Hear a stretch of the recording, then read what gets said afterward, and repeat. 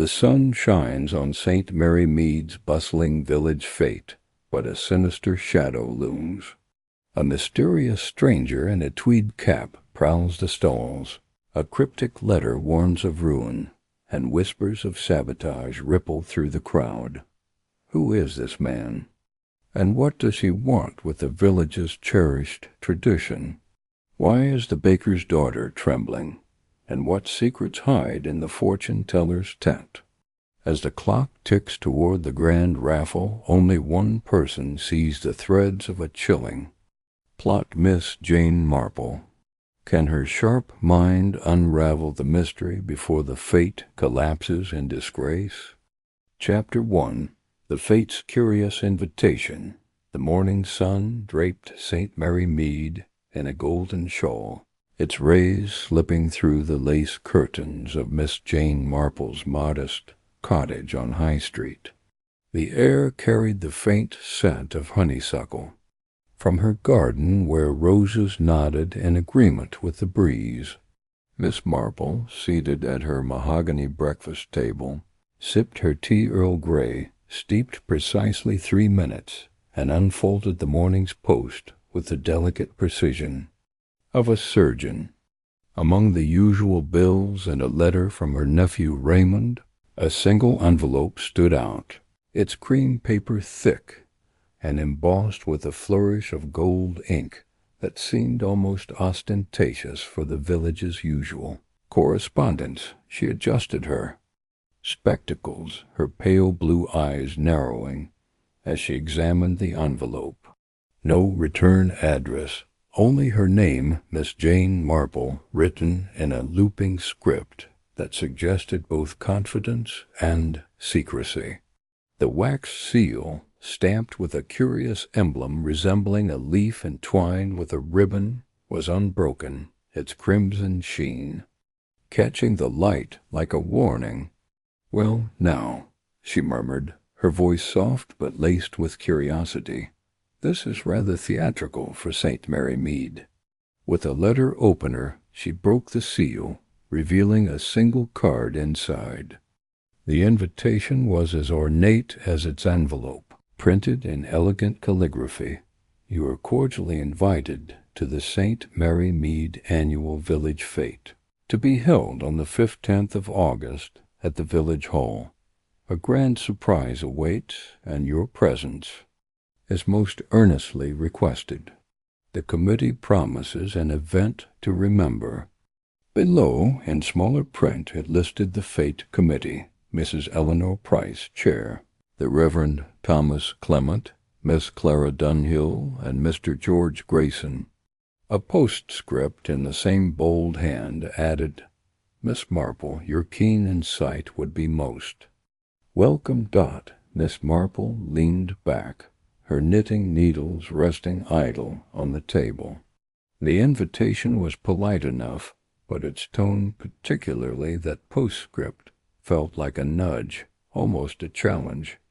She knew Mrs. Price, a bustling widow with a penchant for organizing village events with military precision, but the grand surprise and the personal appeal struck her as odd. St. Mary Mead's fetes were predictable affairs: tea stalls, jam contests, and the occasional spirited tug-of-war.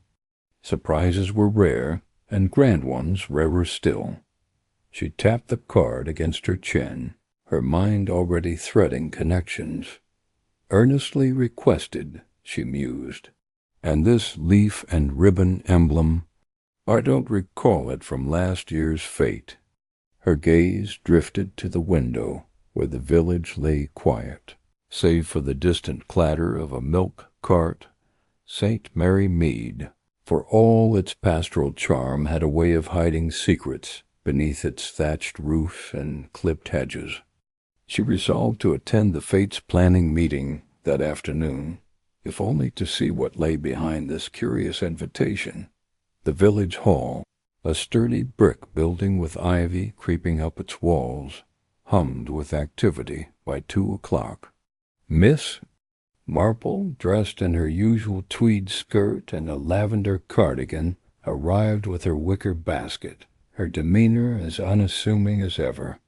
Inside, the air smelled of polished wood and lavender sachets, and the committee members bustled about, arranging chairs and pinning notices to a corkboard. A banner proclaiming St. Mary Mead Fete, a celebration of community, hung crookedly above the stage. Mrs. Eleanor Price, a woman whose auburn hair was pinned with the ferocity of a battle helmet, stood at the center, directing volunteers. With a clipboard. "No, no, Mr. Grayson, the bunting goes outside the marquee," she called, her voice sharp but not unkind. Miss Marple noted the strain in her eyes, a flicker of unease beneath her usual composure. "Miss Marple!" Mrs. Price exclaimed, spotting her. "How delightful you could join us. Did you receive the invitation?" Her smile was bright, but her fingers clutched the clipboard a fraction too tightly. "I did, Mrs. Price," Miss Marple replied, her voice mild. "Quite a handsome one, too. That leaf and ribbon seal most distinctive." Mrs. Price's smile faltered just for a moment.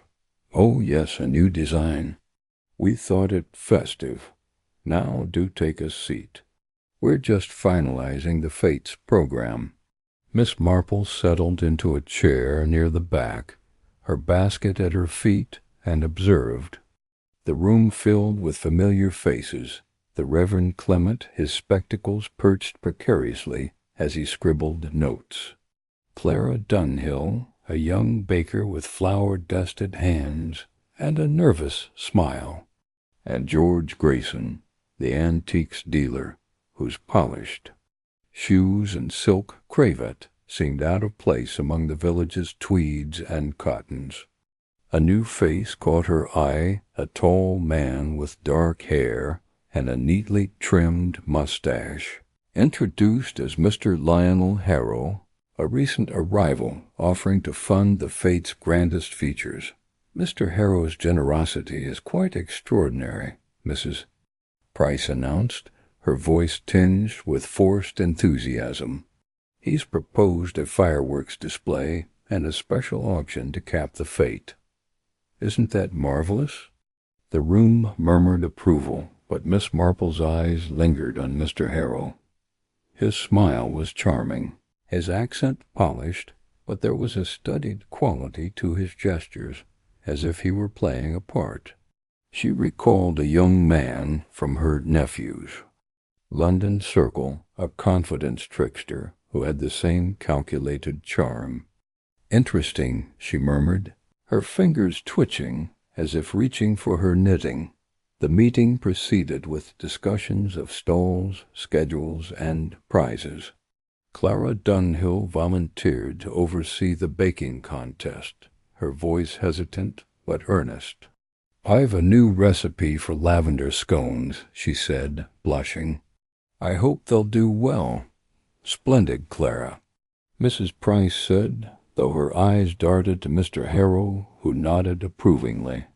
Miss Marple noted the exchange, filing it away like a skein of wool dot as the meeting wound down.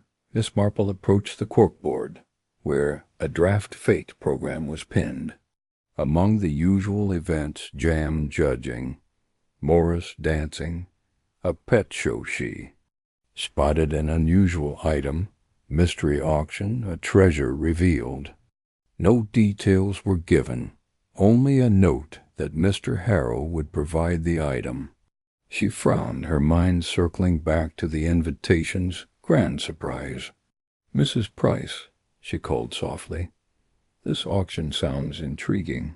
What sort of treasure might we expect?"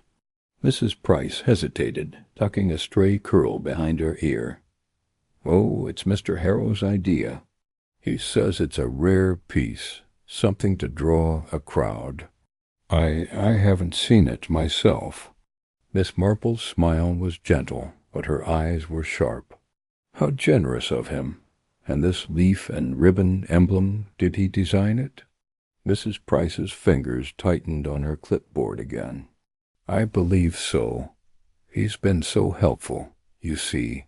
Now, if you'll excuse me, I must check the tea urns."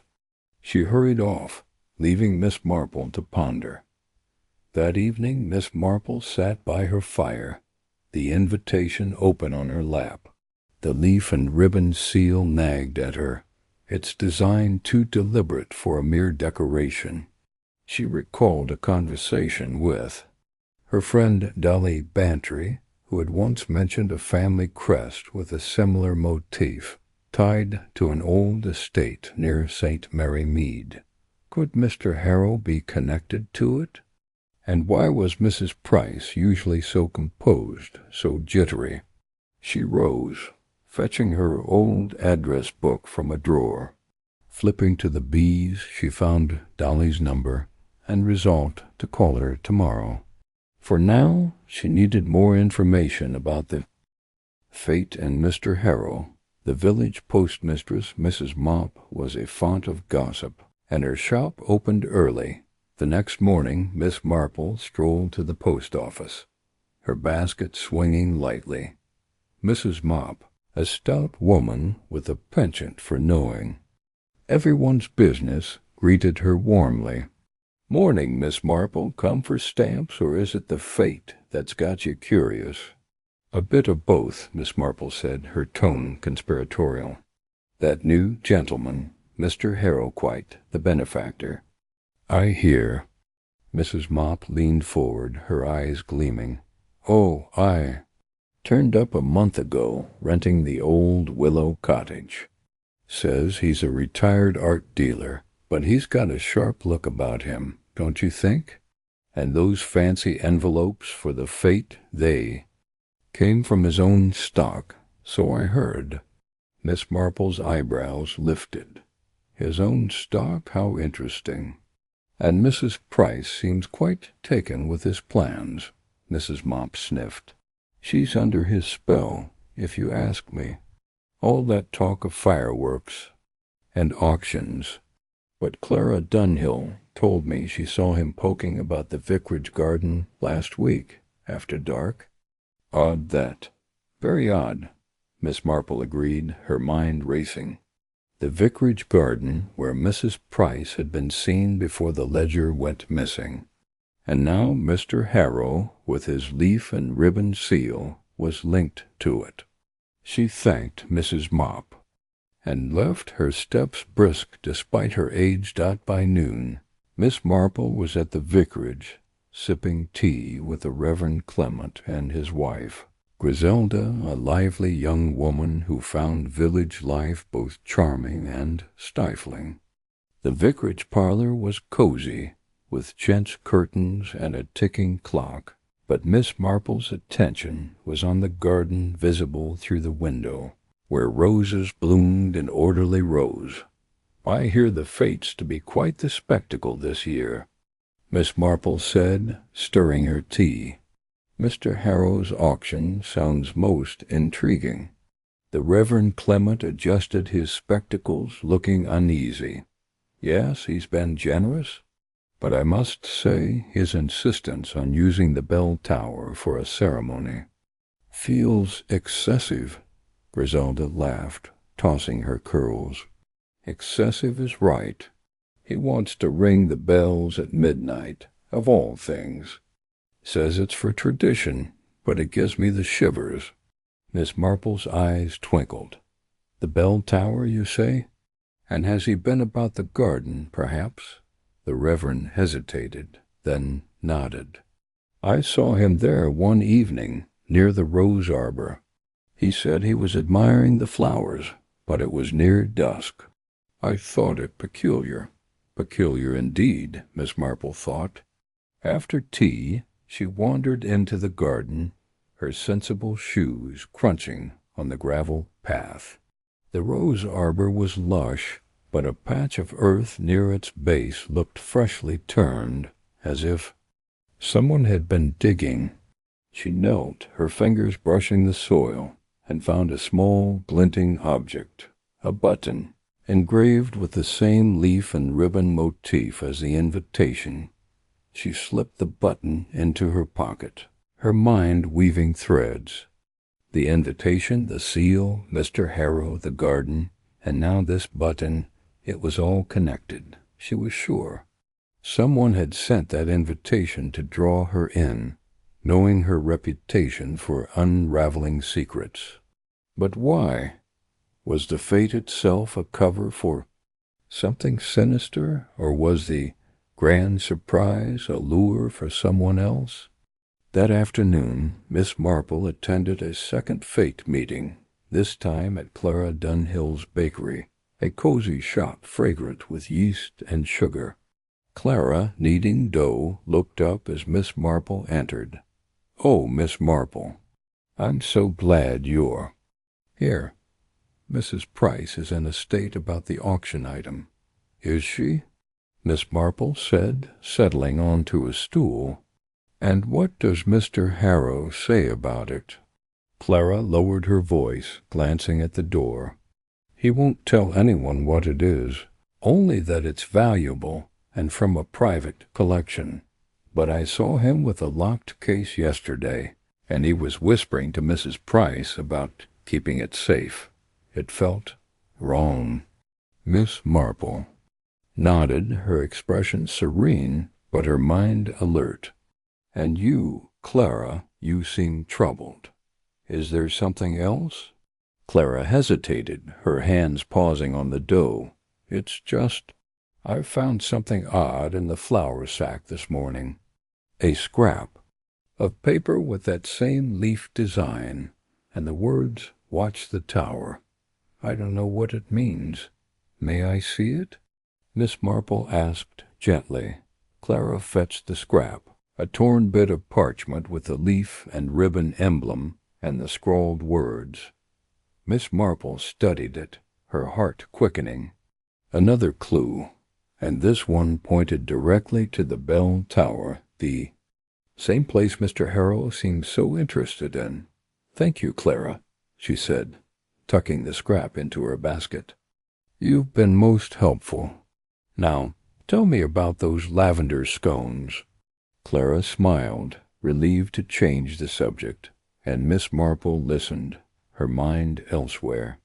The invitation had been no mere courtesy. It was a summons, a challenge to her keen insight.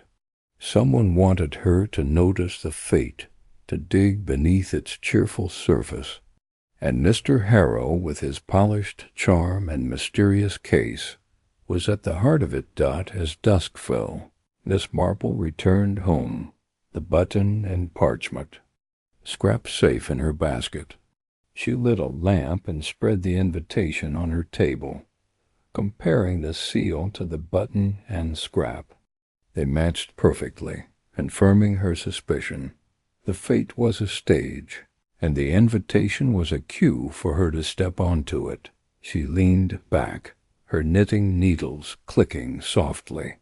"A grand surprise indeed," she murmured. "What surprises have a way of revealing more than their planners intend?" Tomorrow she would visit Dolly Bantry to inquire about that leaf and ribbon crest, and she would keep a close eye on the tea stall at the next fete meeting, where Mrs. Price and her committee would surely gather. Gossip, Miss Marple knew, was as revealing as any fingerprint, and St. Mary Mead's tea stall was its beating heart. Now she was certain of one thing. The invitation was no accident. Someone or something was drawing her into a web of secrets, and Miss Marple, with her quiet smile and sharper mind, was ready to unravel it. Chapter 2. Murmurs over the teacups. The afternoon sun bathed St. Mary Mead in a soft amber glow, casting dappled shadows across the village green, where preparations for the annual fete were already stirring. Miss Jane Marple, her lavender cardigan buttoned neatly over a tweed skirt, stepped lightly along the cobbled path toward the village hall. Her wicker basket swung gently at her side, a picture of unassuming gentility, but her pale blue eyes were sharp, scanning the familiar landscape. with the quiet intensity of a hawk. The ornate invitation from the previous day, with its ivy and key emblem and cryptic summons, lingered in her mind like a half-stitched pattern, its threads waiting to be woven into sense. The village hall's tea stall, a makeshift affair of trestle tables draped in gingham, was the heart of St. Mary Mead's gossip, and Miss Marple knew it would pulse with whispers about the Fate's mysterious benefactor. She had resolved to attend the afternoon tea gathering, not for the scones, though Clara Dunhill's baking was renowned, but for the unguarded chatter that teacups so often coaxed from villagers. The invitation's deliberate appeal to her unique perspective suggested someone wanted her to notice something amiss, and Miss Marple was not one to ignore such a nudge. Inside the hall, the air was thick with the scent of brewed tea and warm pastry, mingled with the faint tang of furniture polish. The tea stall bustled with villagers. Mrs. Agnes Mop, the postmistress whose knack for gossip rivaled her efficiency with parcels, Mrs. Dora Bunce, a farmer's wife with a booming laugh, and young Emily Finch, the seamstress who hovered near the table, her nimble fingers twitching as if longing for a needle.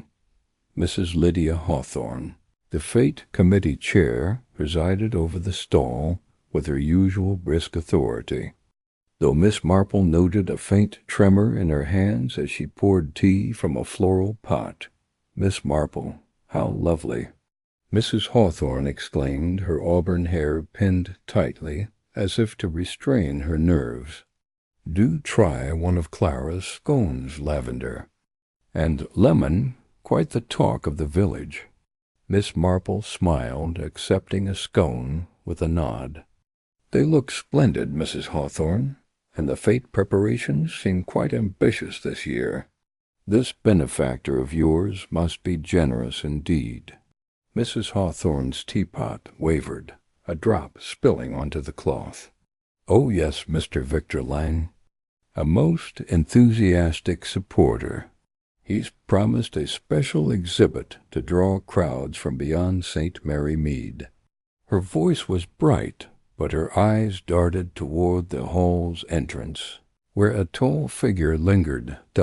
Miss Marple followed her gaze, recognizing Mr. Lang from the previous meeting. His dark hair was slicked back, his mustache neatly trimmed, and his tailored suit spoke of wealth that felt out of place among the village's homespun charm. He was chatting with the Reverend Simon Wells, his gestures animated, but his eyes scanned the room with a predator's alertness. Miss Marple's fingers itched for her knitting, a habit that steadied her thoughts. She recalled a young curate from her youth, whose polished manners hid a penchant for pilfering church funds. Mr. Lang, she suspected, was cut from similar cloth. Settling. At a table near the stall, Miss Marple sipped her tea, her ears attuned to the hum of conversation. Mrs. Mop, her round face flushed with excitement, leaned toward Mrs. Bunce. I heard Mr. Lang's donation is near £1,000. Imagine that for a Fete. But where's it coming from, I asked. He's only been at Willow Cottage a month. Mrs. Bunce chuckled, her voice carrying like a foghorn. Probably made his fortune selling fancy paintings to London folk. But I saw him poking about the churchyard last week after dusk. What's an art dealer doing digging in the dirt? Miss Marple's cup paused midway to her lips. The churchyard where Mrs. Hawthorne had been seen, and where the Fate's ledger had vanished. She glanced at Emily Finch, who was arranging napkins with excessive care, her cheeks pale. The girl's earlier mention of a stranger near the church now took on a sharper edge. Emily, dear, Miss Marple called softly, beckoning her over. Your stitching on the Fete banners is exquisite, Have you been helping with other preparations?" Emily approached, her hazel eyes flickering with unease. "Oh, just the banners and some tablecloths, Miss Marple. I don't know much about the rest." She hesitated, then lowered her voice. "But I saw something odd yesterday near the church. A man, not Mr. Lang, someone else lurking by the yew trees. He had a scarf over his face, like he didn't want to be seen." Miss Marple's smile was gentle, encouraging. "How curious. And did he do anything in particular?" Emily twisted her fingers. "He was digging, I think. I didn't stay long. It gave me the creeps. I told Mrs. Hawthorne, but she said it was probably just Mr. Tate, the gardener, tending the graves." Miss Marple nodded, her mind threading connections. Mr. Tate was a gruff, solitary man, unlikely to work at dusk, and Mrs. Hawthorne's dismissal of Emily's sighting felt too quick, too convenient. She patted Emily's hand. "You've a sharp eye, my dear. Keep it keen." As Emily returned to the stall, Miss Marple's attention shifted to a commotion at the hall's entrance. Mr. Lang strode in, carrying a small, locked wooden box, its surface carved with the ivy and key emblem. He set it on a table near Mrs. Hawthorne, who fumbled her teapot again, splashing tea onto her apron. "Ladies and gentlemen," Mr. Lang announced, his voice smooth as polished oak, "a small preview of the Fate's special exhibit. This box contains an item of great historical value to be revealed at our auction. I trust it will make this fete unforgettable."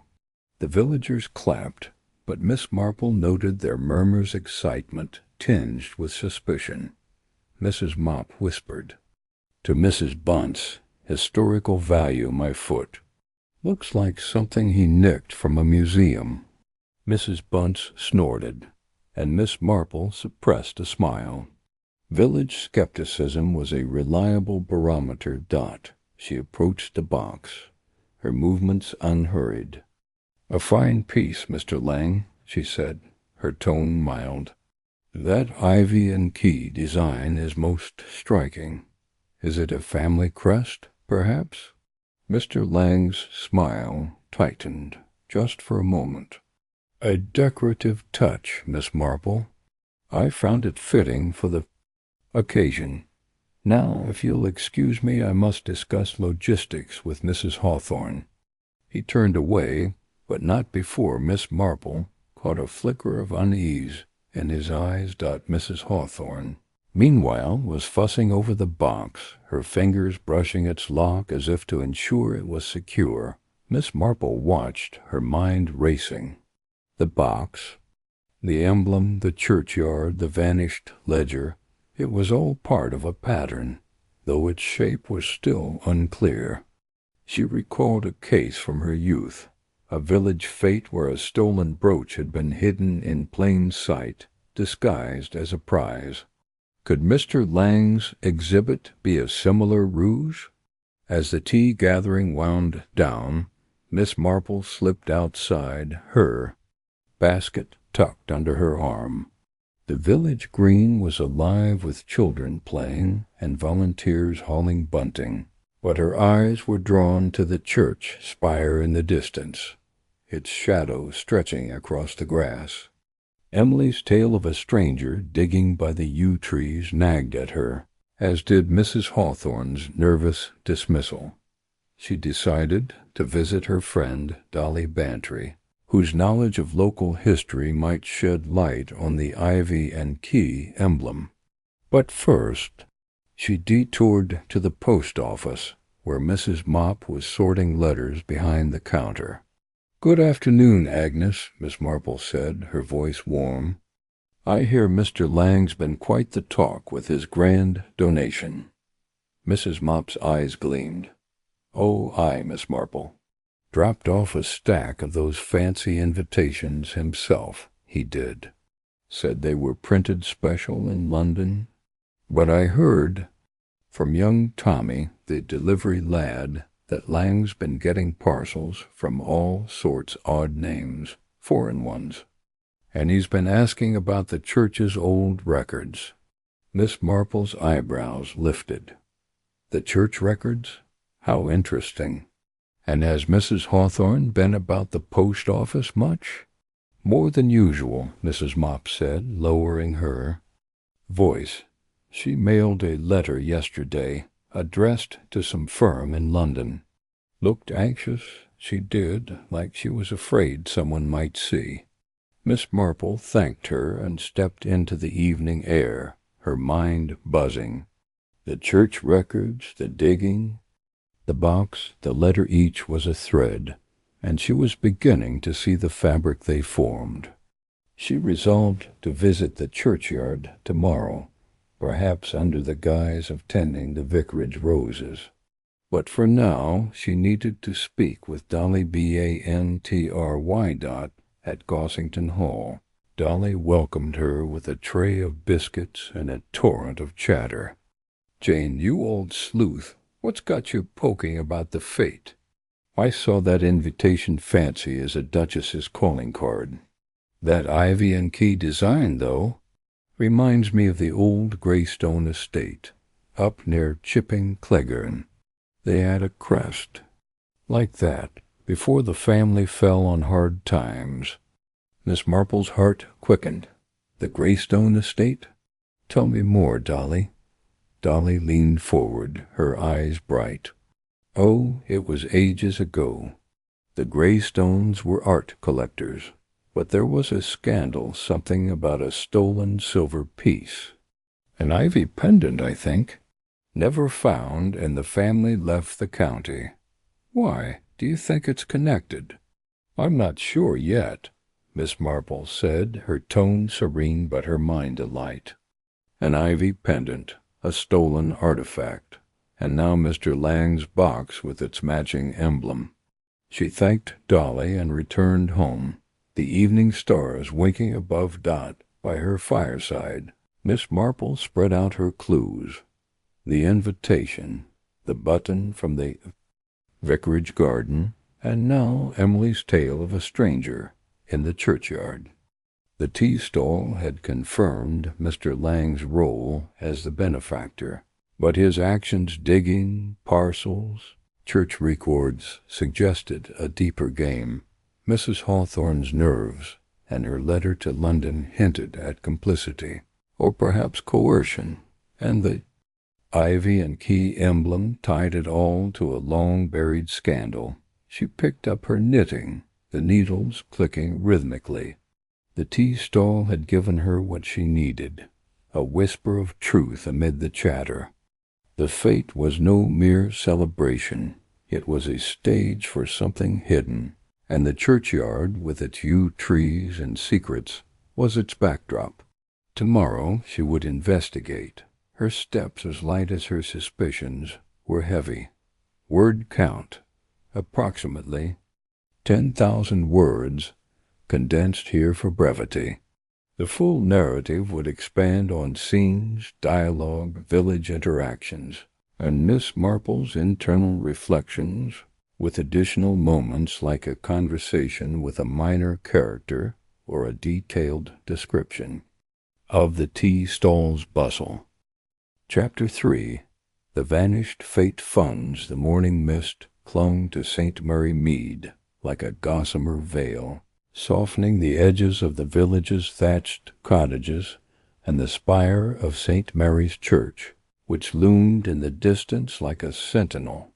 Miss Jane Marple, her wicker basket tucked under her arm, stepped out of her cottage, her sensible shoes clicking on the damp cobblestones. The air carried the earthy scent of wet grass and the faint tang of chimney smoke, a reminder of the village's quiet rhythm. Yet her mind was anything but quiet, buzzing with the threads spun at the tea-stall the previous day. Mr. Victor Lang's polished charm, the ivy and key emblem on his locked box, Emily Finch's tale of a stranger digging in the churchyard, and Mrs. Lydia Hawthorne's nervous dismissal of it all. The fate, Miss Marple was certain, was a stage for something more sinister than lavender scones and bunting. Her destination was Mrs. Hawthorne's cottage, a neat affair with roses climbing its walls, where the Fete Committee kept its financial records. The whispers at the tea stall had hinted at a large donation fueling the Fate's grandeur, but Mrs. Mopp's mention of Mrs. Hawthorne's secretive letter to London and Emily's sighting of a stranger near the church suggested the funds were not as straightforward as they seemed. Miss Marple, with her knack for spotting the irregularities in life's patterns, suspected the ledger might hold answers, or, at the very least, another thread to tug Dot as she approached the cottage, its front door ajar. Miss Marple's eyes narrowed. Mrs. Hawthorne was known for her meticulous habits, and an open door at this hour was as out of place as a fox in a henhouse. She knocked lightly, her voice soft but clear. "Mrs. Hawthorne, it's Jane Marple. I thought I might lend a hand with the Fete accounts." No answer came, only the creak of the door swinging wider.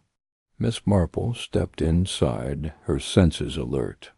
The parlor was tidy, with chintz cushions and a ticking clock, but the air felt disturbed, as if someone had left in haste. On the oak desk, where the Fete ledger should have been, lay only a scattering of papers and a single torn page. She picked it up, her fingers brushing the jagged edge. The page bore the ivy and key emblem, identical to the invitation in Mr. Lang's box, alongside a scrawled note. "Funds secured. Churchyard. Dusk."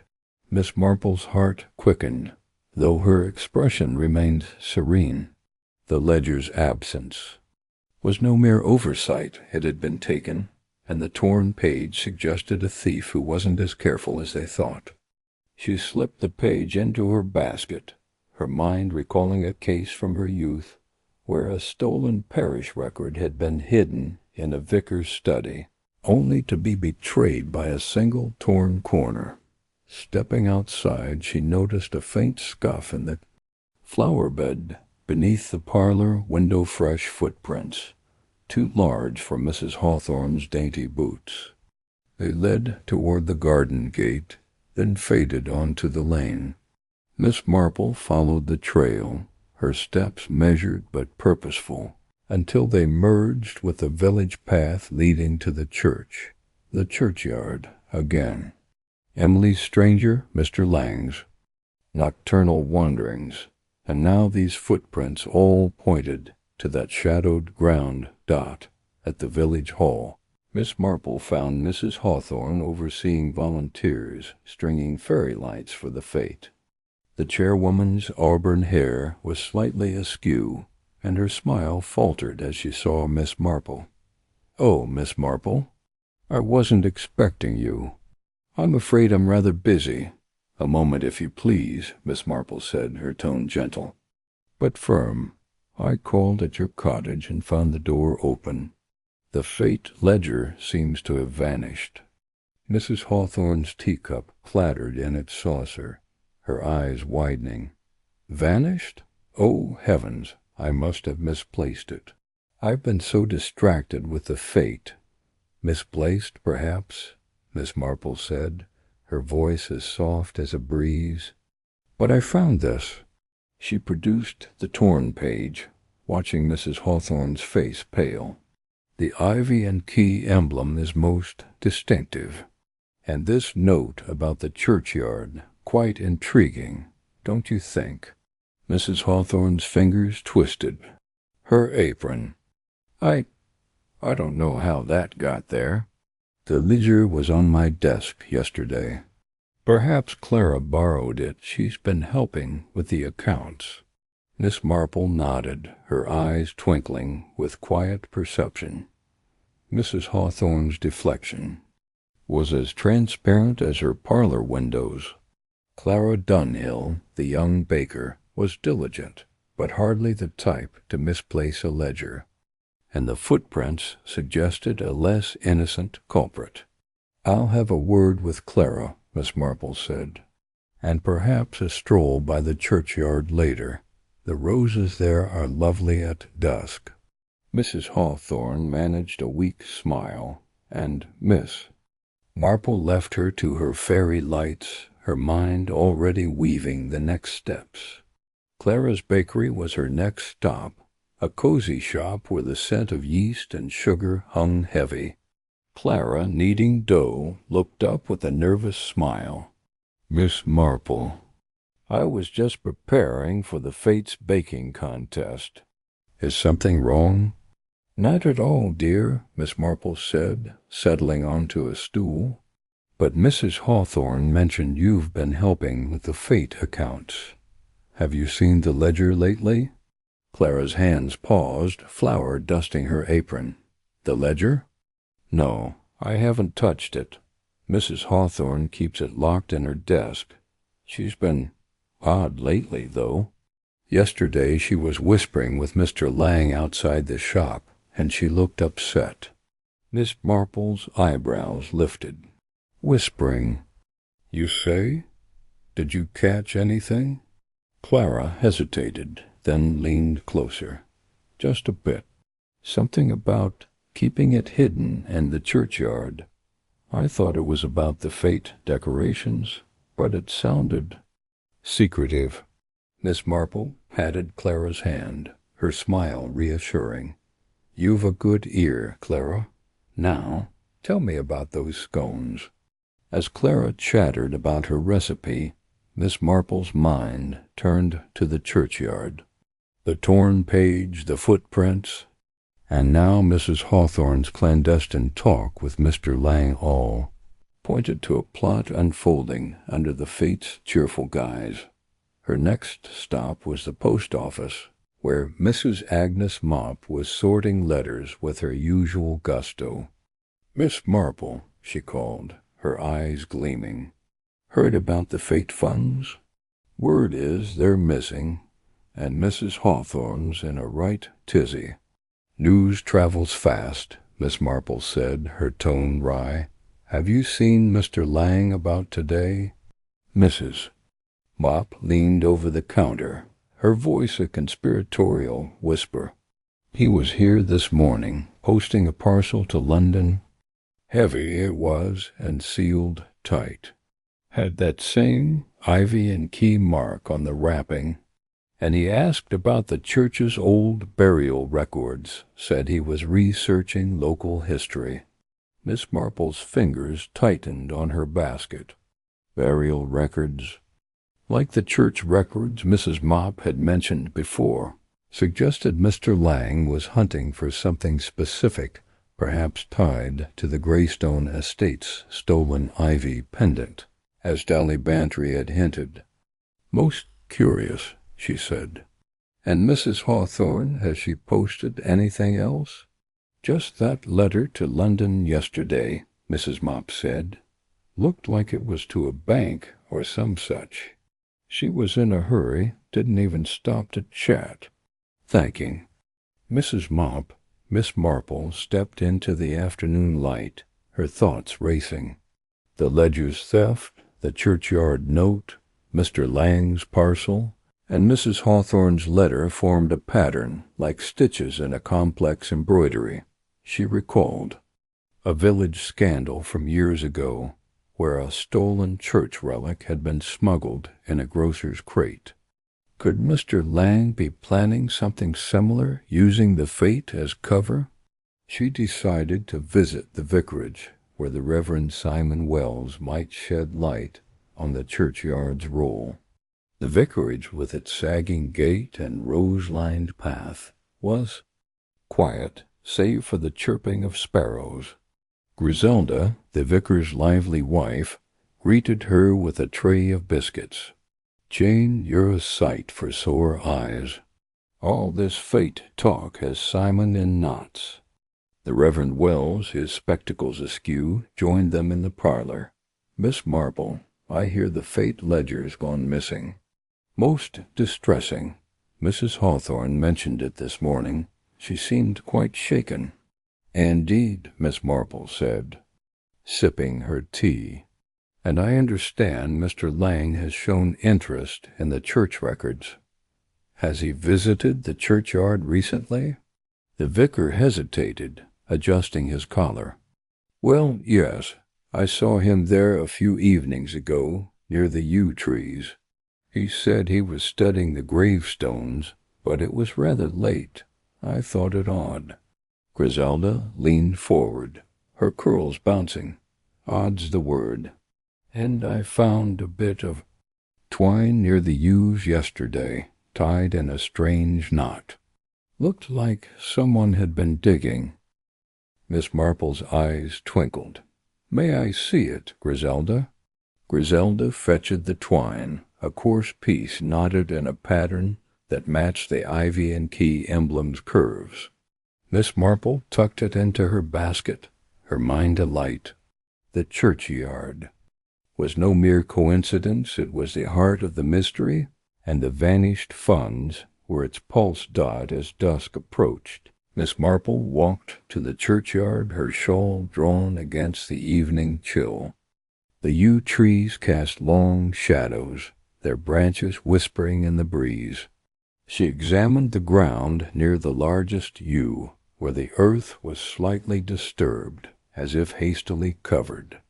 Kneeling, she brushed away dirt, revealing a small metal tag, etched with the ivy and key emblem.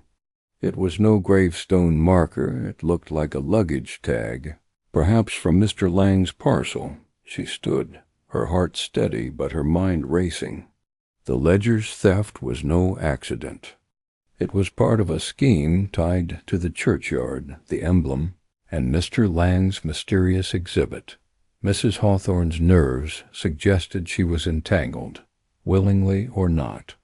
The tag, the twine, the torn page all pointed to a secret buried in the shadow of the church, waiting to be unearthed.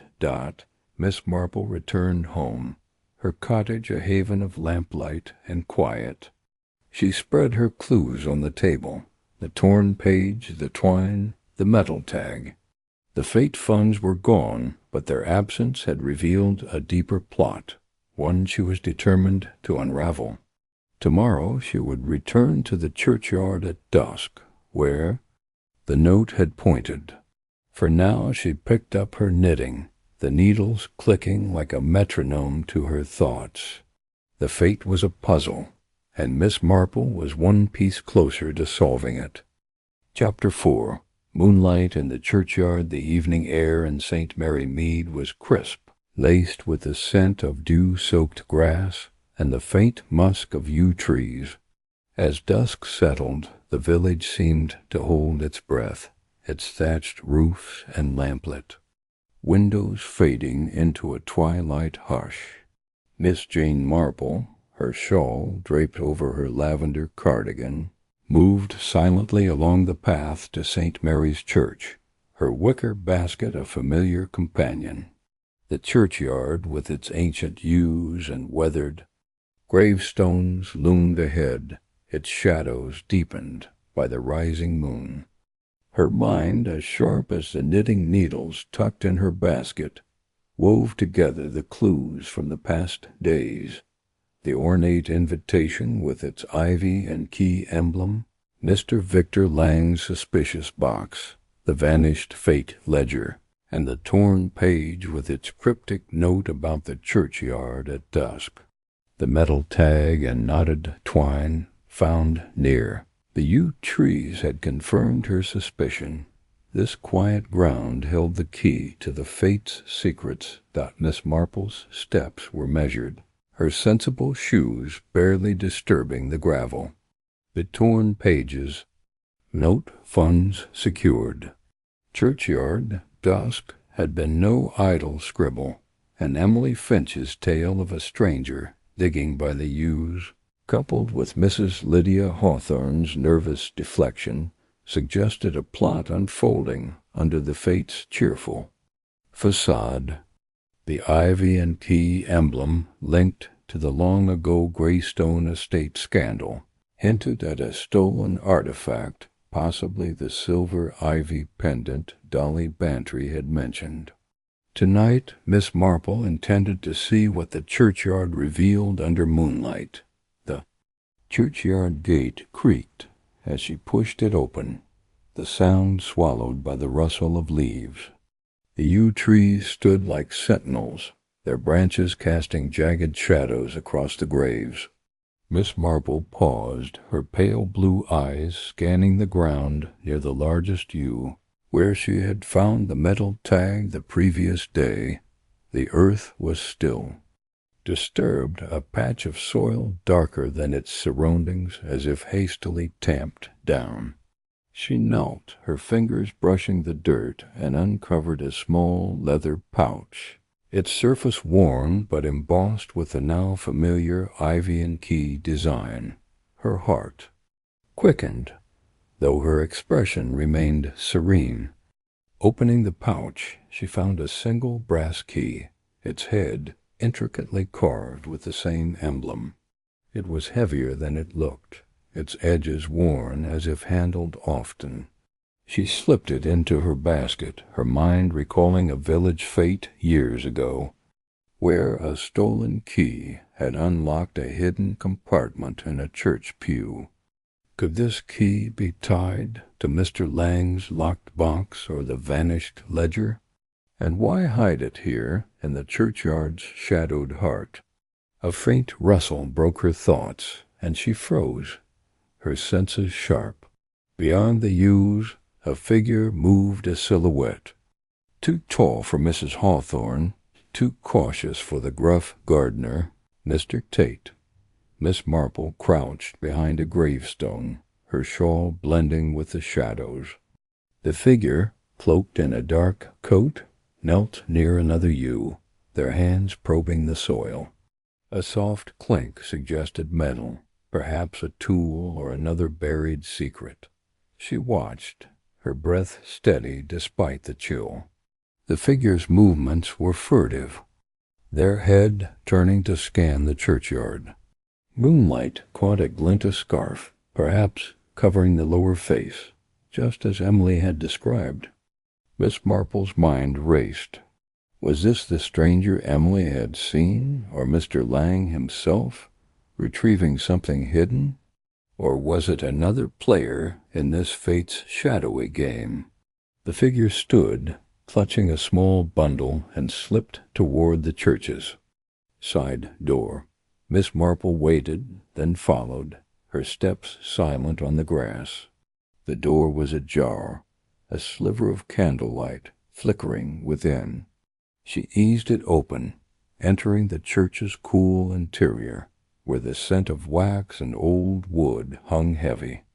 The figure had vanished, but a faint creak echoed from the vestry, a small room off the nave where the vicar kept parish records. Miss Marple moved cautiously, her basket brushing her skirt. The vestry door was slightly open, and she peered through the gap. Inside, the figure still cloaked, scarf in place, rummaged through a cabinet, pulling out a dusty ledger. Miss Marple's eyes narrowed. Not the Fate ledger, but an older one, its pages yellowed with age. The figure flipped through it, muttering, then tore out a page and tucked it into the bundle. She considered confronting them, but thought better of it. A direct approach might scare them off, and she needed more than a fleeting glimpse to unravel this thread. Instead, she retreated to the nave, her mind cataloging details, the scarf, the ledger, the bundle. As she slipped back into the churchyard, she heard the side door close, and the figure was gone, swallowed by the night dot at the vicarage. Miss Marple found the Reverend Simon Wells in his study, his spectacles fogged from a steaming teapot. Griselda, his wife, was absent, likely at a fete committee meeting. Miss Marple, the vicar said, startled. What brings you here so late? A whim to see the churchyard roses by moonlight, she said, her tone light. But I noticed the church door ajar. Have you had visitors tonight? The vicar's brow furrowed. Not that I know of. The side doors often left unlocked for evening prayers, but no one's mentioned coming by. With the Fete ledger missing, I'm a bit on edge. Understandably, Miss Marple said, her eyes twinkling. And the church's old records have. You checked them recently? Mr. Lang seemed interested. The vicar hesitated, his fingers adjusting his collar. He did ask about the parish archives, something about local history. I showed him the vestry last week, but I didn't think much of it. Miss Marple nodded, filing away his unease. Might I take a peek at those records? Just a fancy of mine. The vicar led her to the vestry, where the cabinet stood slightly askew. Miss Marple examined the ledger the figure had handled, its pages detailing burials from decades past. One page was missing, its edge torn jaggedly. She ran her finger along the tier, her mind picturing the cloaked figure's haste. Most curious, she murmured. And the Greystone family, any records of their burials here? The vicar frowned, flipping to a later section. The Greystones? Yes, they had a plot here until the scandal. A silver ivy pendant was stolen. From their estate, never recovered. The family left soon after. Miss Marple's heart quickened.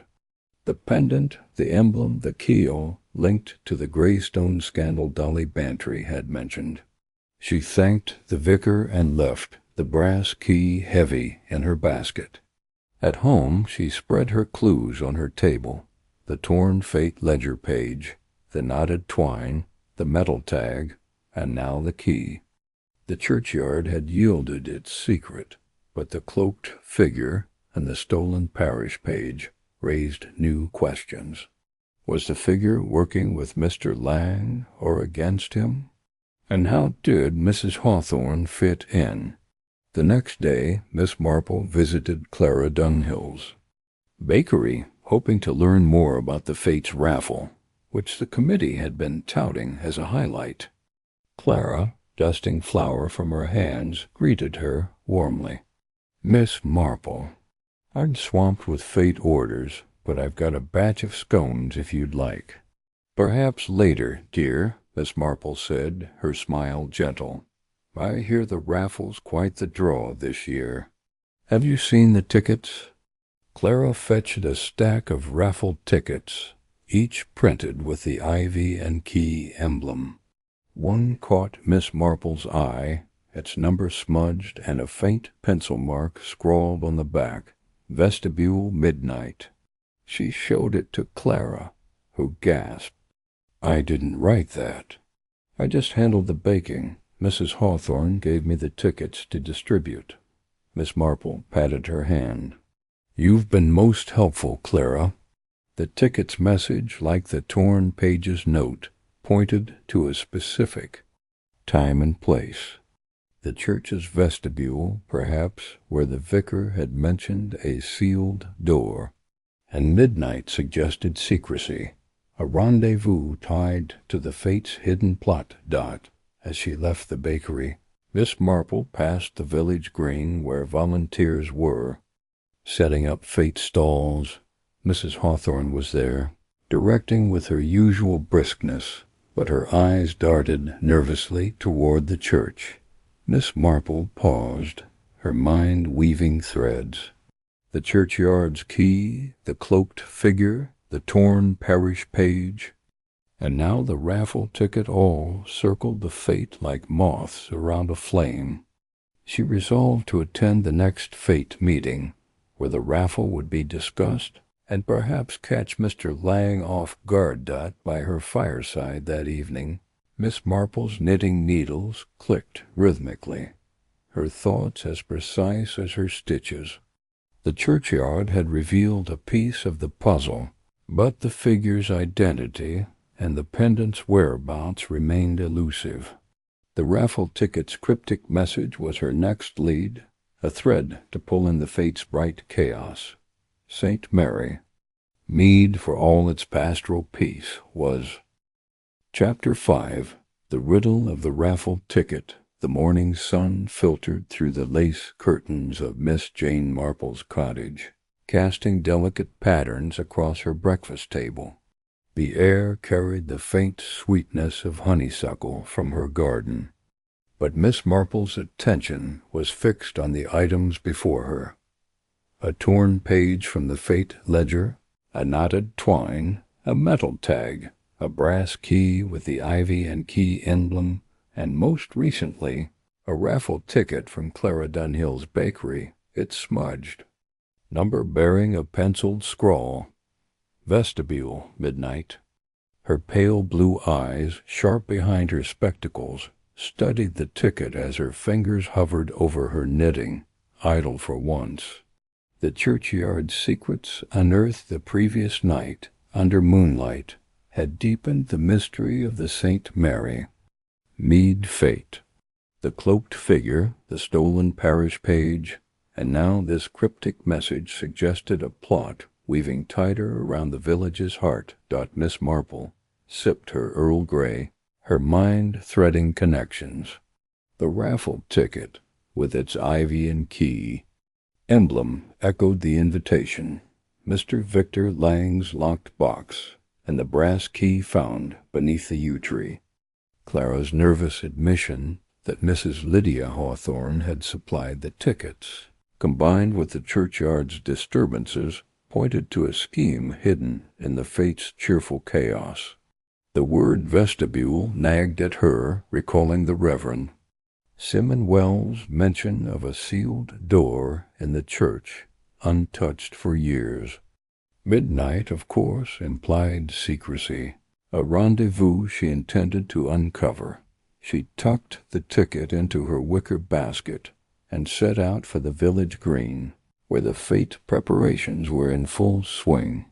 Stalls lined the grass, draped in bunting, their wooden frames creaking under the weight of jam jars and knitted scarves. The air buzzed with the chatter of volunteers and the clatter of teacups, a symphony of village life that Miss Marple found both comforting and revealing. Her destination was the raffle stall, where Emily Finch, the young seamstress, was arranging tickets under Mrs. Hawthorne's watchful eye. Miss Marple approached, her smile as gentle as the breeze. "Good morning, Emily. The raffle seems quite the attraction. Have you many prizes this year?" Emily's hazel eyes flickered with unease, her fingers fumbling a stack of tickets. "Oh, yes, Miss Marple. Jams, quilts, and something special from Mr. Lang. He's keeping it secret, but Mrs. Hawthorne says it's grand." Mrs. Hawthorne, nearby, adjusted a banner with unnecessary vigor. "Indeed, Miss Marple," she called, her voice tight. "Mr. Lang's prize will be the talk of the fete. Now, Emily, do mind the ticket numbers." Miss Marple's gaze lingered on Mrs. Hawthorne, whose auburn hair was pinned with a slight tremble. The woman's nerves, evident since the invitation's arrival, seemed to coil tighter with each mention of Mr. Lang. Producing the smudged ticket, Miss Marple said, "I found this among Clara's batch. Most curious, this note about the vestibule. Have you seen others like it?" Mrs. Hawthorne's hand froze on the banner, her eyes darting to the ticket. "A note? I'm sure it's a mistake. The printers must have smudged it. Emily, check the tickets for errors." Emily obeyed, her hand shaking as she sorted through the stack. Miss Marple watched, noting the girl's unease. As Emily flipped through, another ticket slipped out, its back marked with a similar scrawl, "Vestibule." Midnight. Emily gasped, quickly tucking it away, but not before Miss Marple's keen eyes caught the motion. "Most interesting," Miss Marple said, her tone mild. "Emily, might you spare a moment? I'd love to hear about your banner stitching." Relieved. To escape Mrs. Hawthorne's scrutiny, Emily led Miss Marple to a quiet corner of the green, where a half-finished banner lay draped over a bench.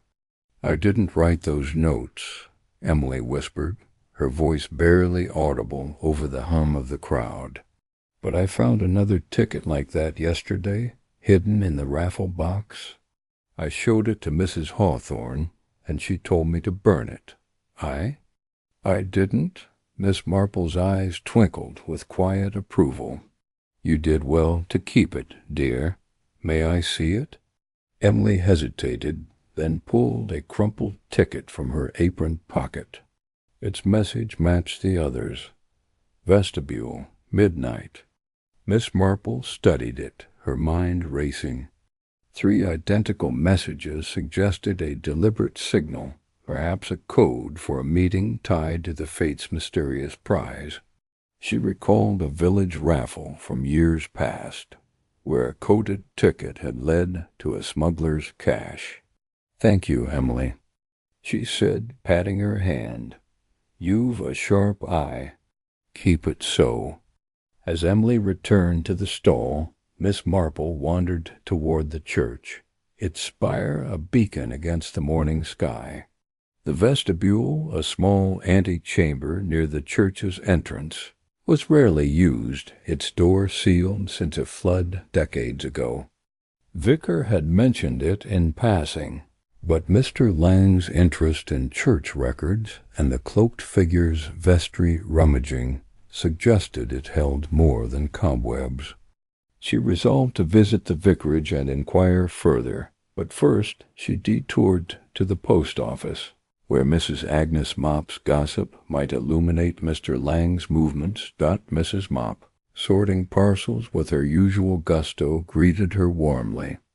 "Miss Marple, heard about the Fete ledger? Vanished like a ghost, they say. And now those raffle tickets." Clara was muttering about odd ones at the bakery. Miss Marple's smile was conspiratorial. "Indeed, Agnes? Have you noticed Mr. Lang about? He seems quite invested in the Fete." Mrs. Mop leaned over the counter, her voice a delighted whisper. "Oh, he was here yesterday, collecting a letter from London fancy envelope, sealed with that ivy and key mark. Looked pleased as Punch, but he kept glancing over his shoulder. And Tommy, the delivery lad, saw him near the church last night, carrying a lantern." Miss Marple's fingers tightened on her basket. A lantern, the churchyard, the vestibule. Mr. Lang was circling the same ground as the cloaked figure. "Most curious," she said. "And Mrs. Hawthorne, any more letters?" "Just one this morning," Mrs. Mop said. "To the same London. Address marked urgent." She was in a state, nearly dropped her purse. Thanking Mrs. Mop, Miss Marple headed to the vicarage, where Griselda Wells was arranging roses in the parlor. The Reverend Simon Wells, his spectacles askew, looked up from a sermon draft. "Miss Marple, what a surprise. Is it the Fate again? I'm afraid the ledger business has us all on edge." "Quite so," Miss Marple said, settling into a chintz chair. "I was wondering about the church vestibule. You mentioned it's been sealed for years. Has anyone tried to access it recently?" The vicar's brow furrowed. "Not that I know of, though Mr. Lang asked about it during his visit to the archives. Said he was researching old church fittings. I told him the vestibule's locked tight, hasn't been opened since the Greystone family donated funds to seal it after the flood." Miss Marple's heart quickened. The Greystone family, again. The ivy pendant, the sealed vestibule, the raffle tickets, all were threads in the same tapestry. "Might I see the vestibule door?" she asked, her tone light. The vicar led her to the church, where the vestibule door, half hidden behind a tapestry, was heavy oak, its lock rusted but intact. Miss Marple examined it, her fingers brushing the brass key in her basket. It was the right size, but she hesitated to try it. Better to wait, lest she alert the wrong person.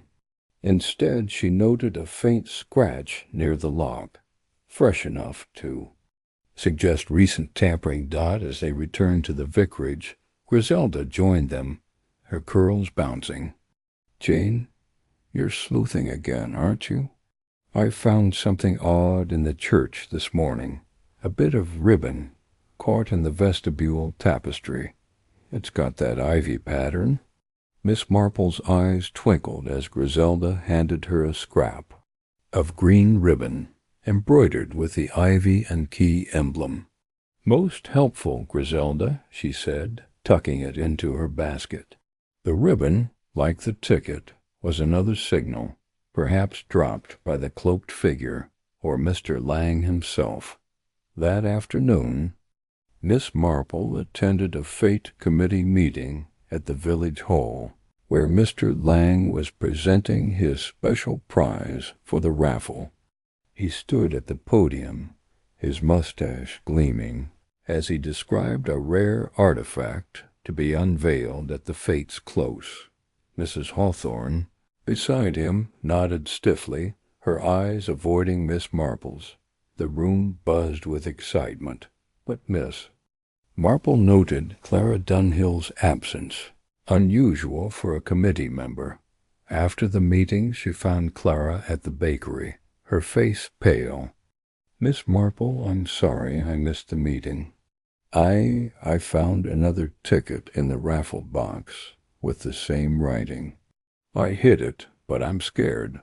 Mrs. Hawthorne's been acting so strange." Miss Marple's voice was soothing. "You've done well to tell me, Clara. May I see it?" The ticket, identical to the others, confirmed a pattern. Someone was using the raffle to communicate, perhaps to coordinate the vestibule rendezvous. Miss Marple thanked Clara and returned home, her mind alight. The tickets, the key, the ribbon, and the Greystone scandal were converging on the vestibule, and Mr. Lang's prize was likely the stolen ivy pendant, hidden in plain sight, by her fireside. Miss Marple spread her clues. The torn page, twine, tag, key, tickets, and ribbon. The raffle tickets riddle had clarified the vestibule's role, but the cloaked figure's identity and Mr. Lang's true motives remained shadows. The Fate's donor meeting, where Mr. Lang would unveil more plans, was her next chance to observe. Her knitting needles clicked, a steady rhythm to her thoughts, as she prepared to unravel the next thread in St. Mary Mead's tangled mystery. Chapter 6. The Outsider's Curious Offer. The late morning sun draped St. Mary Mead in a golden haze, its warmth softening the village's cobblestones and coaxing a faint sweetness from the lavender hedges lining the high street. Miss Jane Marple, her wicker basket swinging lightly, walked toward the village hall with the measured grace of one who knew the value of unhurried observation. Her lavender cardigan was buttoned neatly, but her pale blue eyes, sharp behind her spectacles, missed nothing. The clues amassed thus far, the ivy and key emblazoned invitation, the vanished Fete ledger, the brass key from the churchyard, the cryptic raffle tickets marked vestibule midnight, and the embroidered ribbon wove a pattern of deceit. Around the St. Mary Mead Fete, Mr. Victor Lang, the charming outsider with his locked box and dubious interest in church records, stood at the Pattern Center and today's donor meeting, where he would unveil his special prize, promised to tighten the threads. Miss Marple's mind, as nimble as her knitting needles, replayed the previous day's discoveries. The raffle tickets, coded messages, Emily Finch's nervous confession about Mrs. Lydia Hawthorne's orders to destroy one, and the Reverend Simon Wells' unease about the sealed vestibule. The ivy and key emblem, linked to the Greystone family's stolen silver pendant, suggested Mr. Lang's prize was no mere trinket, but a relic with a dark history. The donor meeting, held in the village hall's oak-paneled room, was her chance to observe him closely, to catch the flicker of intent beneath his polished facade. The hall was abuzz when she arrived, its air thick with the scent of polished wood and brewing tea.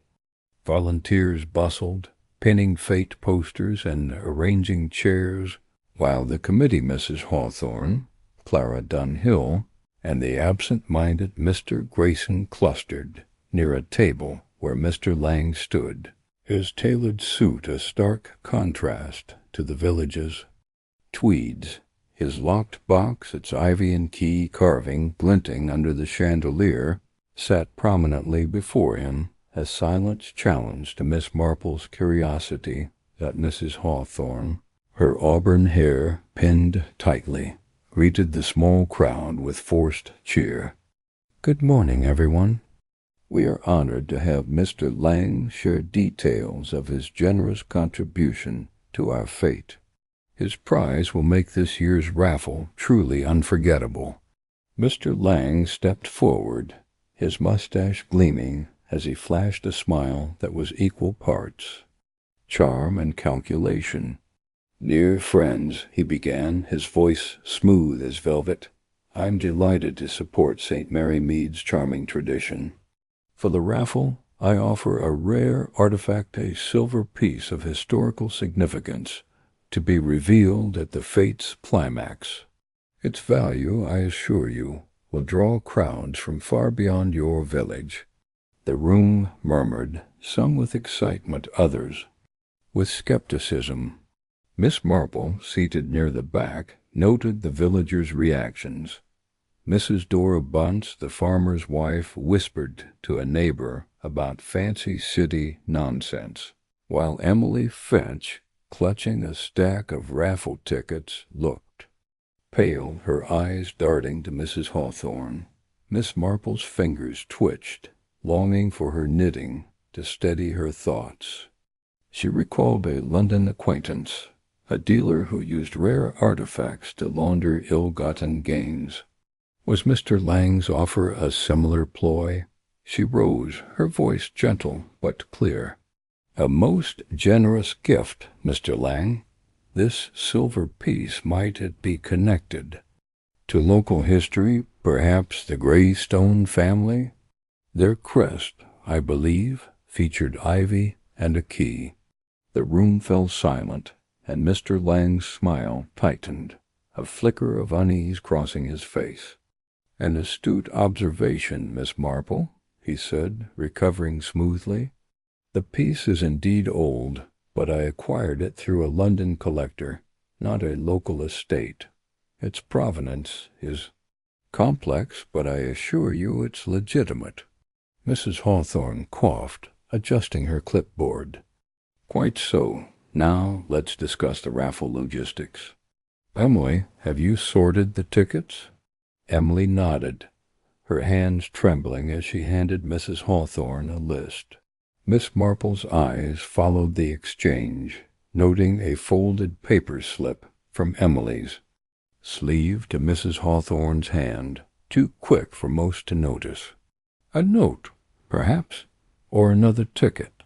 She resolved to speak with Emily privately, but first she approached Mr. Lang as the meeting dispersed. "Your box is beautifully crafted," she said, her tone admiring. "That ivy and key design, is it your own creation?" Mr. Lang's fingers brushed the box's lid, his smile strained. "A whim of the craftsman, Miss Marple. I found it fitting for the occasion. Now, if you'll excuse me, I must confer with Mrs. Hawthorne." He turned away, but not before Miss Marple caught a glint of wariness in his eyes. Like a fox sensing a trap, she lingered by the table, her fingers brushing the box's edge. It was locked as expected, but a faint scratch near the clasp suggested recent use. The brass key from the churchyard, tucked in her basket, was a near-perfect match in size. She resisted the urge to try it. Too many eyes were watching, but the connection was clear. The box held the silver piece, likely the Greystone pendant, and Mr. Lang's offer was the bait in a larger scheme. As the hall emptied, Miss Marple found Emily outside, stitching a Fete banner under a willow tree. The girl's needle paused as Miss Marple approached. "Emily, dear," she said softly, "you seemed troubled during the meeting.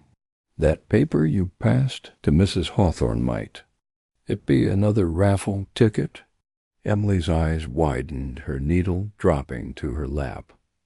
"How did you?" "Oh, Miss Marple, I didn't mean to hide it, but Mrs. Hawthorne told me to keep quiet. It was another ticket, like the ones with the writing. I found it in the raffle box this morning marked Vestibule Midnight, but it had a name on it, Greystone. Miss." Marple's heart quickened, though her smile remained serene. "Greystone, you say? Most helpful, Emily. Did you show it to anyone else?" "No," Emily whispered, her voice trembling. "Mrs. Hawthorne took it and said it was a prank, but she looked scared. She told me to forget I ever saw it." Miss Marple patted her hand. "You've done well to tell me, dear. Now, don't fret. Your banners are lovely." As Emily resumed stitching, Miss Marple's mind raced. A ticket marked Greystone confirmed the pendant's link to the Fate's prize, and Mrs. Hawthorne's fear suggested she was entangled, perhaps unwillingly, in Mr. Lang's plans. Her next stop was the post office, where Mrs. Agnes Mop was sorting letters with her usual zeal. "Miss Marple," she called, her eyes gleaming. "Heard about Mr. Lang's big prize? Sounds too good to be true, if you ask me. And he was here again, posting another parcel to London, same Ivy and Key seal." Miss Marple's eyebrows lifted. "Another parcel? Did you catch the address?" "Mrs." Mop leaned closer, her voice a conspiratorial whisper. "Some gallery in London, fancy name Harrington's, I think. He was in a rush, kept looking out the window like he expected someone." Thanking Mrs. Mop, Miss Marple stepped into the noon light, her thoughts swirling. Harrington's gallery, she recalled a scandal involving forged artifacts, linked to a dealer with a taste for silver, Mr. Lang's parcels, the Greystone name, and the vestibule messages were converging, and the donor meeting had revealed his offer as a pivot in the plot. She decided to visit Dolly Bantry at Gossington Hall, hoping for more on the Greystone scandal. Dolly, sprawled on a chaise with a novel, greeted her with a laugh. "Jane, you're sleuthing again. What's this about the Fete? That Lang fellow's got everyone talking." Miss Marple settled into a chair, her basket at her feet. "He's certainly generous. Dolly, you mentioned the Greystone pendant, a silver piece, stolen years ago. Was it ever linked to a London dealer?" Dolly's eyes lit up. "Oh, yes. There was talk of a dealer Harrington, I think, who was suspected of fencing it. Never proven, mind you, but the Greystones were furious. The pendant was said to have an inscription, something about loyalty binds. Why, is it connected?" "I believe so," Miss Marple said, her voice soft, but her mind alight. The inscription, the gallery, the ticket's gray stone mark had all pointed to Mr. Lang's prize as the stolen pendant, smuggled through the Fate's raffle. Mrs. Hawthorne's role, whether accomplice or pawn, was still unclear. That evening, Miss Marple attended a Fete rehearsal on the village green, where volunteers practiced the raffle draw. Mr. Lang was absent, but Mrs. Hawthorne oversaw with a strained smile, her eyes darting to the raffle box. Clara Dunhill, arranging baked goods nearby, whispered to Miss Marple, "I found another ticket in the box just now. It's got the same writing, vestibule, midnight, and a tiny key symbol." Miss Marple examined the ticket, its key symbol matching her brass key.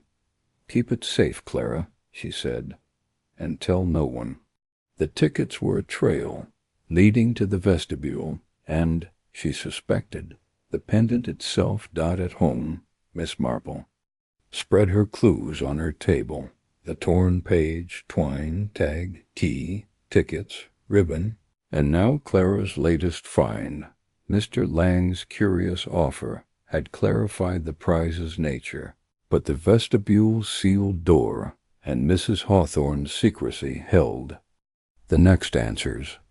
The Fates donor meeting had been a stage, and Miss Marple was ready for the next act, where the vestibule's lock might yield to her key. Her knitting needles clicked, a steady rhythm to her thoughts, as she planned to visit the church tomorrow, key in hand, to test the vestibule's secrets. St. Mary Mead's fate was a puzzle, and Mr. Lang's offer was its heart. Chapter 7. The sealed vestibule. The morning mist hung low over St. Mary Mead, veiling the village in a gauzy shroud that softened the outlines of its thatched cottages and the spire of St. Mary's Church. Miss Jane Marple, her wicker basket tucked under her arm, stepped lightly along the path to the church, her lavender cardigan buttoned against the damp chill. Her pale blue eyes, sharp behind her spectacles, gleamed with quiet determination. The clues amassed in her investigation of the Fates' sinister undercurrents, the ivy and key emblazoned invitation, the vanished ledger, the brass key from the churchyard, the cryptic raffle tickets, the embroidered ribbon, and Mr. Victor Lang's dubious offer of a silver artifact pointed to the church's sealed vestibule as the next knot in the mystery's thread. The key, its intricate carving matching the emblem, lay heavy in her basket, the promise of secrets waiting to be unlocked. Miss Marple's mind, as precise as her knitting stitches, replayed the donor meeting's revelations. Mr. Lang's rare artifact, likely the stolen Greystone pendant, and Emily Finch's whispered discovery of a raffle ticket marked Greystone. Mrs. Lydia Hawthorne's strained demeanor and her secret exchange of a ticket with Emily suggested she was entangled in the plot, perhaps under duress. The vestibule, sealed since the Greystone family's scandal decades ago, was no mere storage room. It was a vault for truths the village had buried. Today, Miss Marple intended to test the brass key and uncover what lay beyond that rusted lock. The churchyard was quiet, its yew trees standing like solemn guardians under the mist. Miss Marple paused by the largest yew where she had found the key, her eyes scanning the ground for fresh signs of disturbance. A faint scuff in the dirt caught her attention, a boot print, smaller than the ones at Mrs. Hawthorne's cottage, suggesting a different visitor.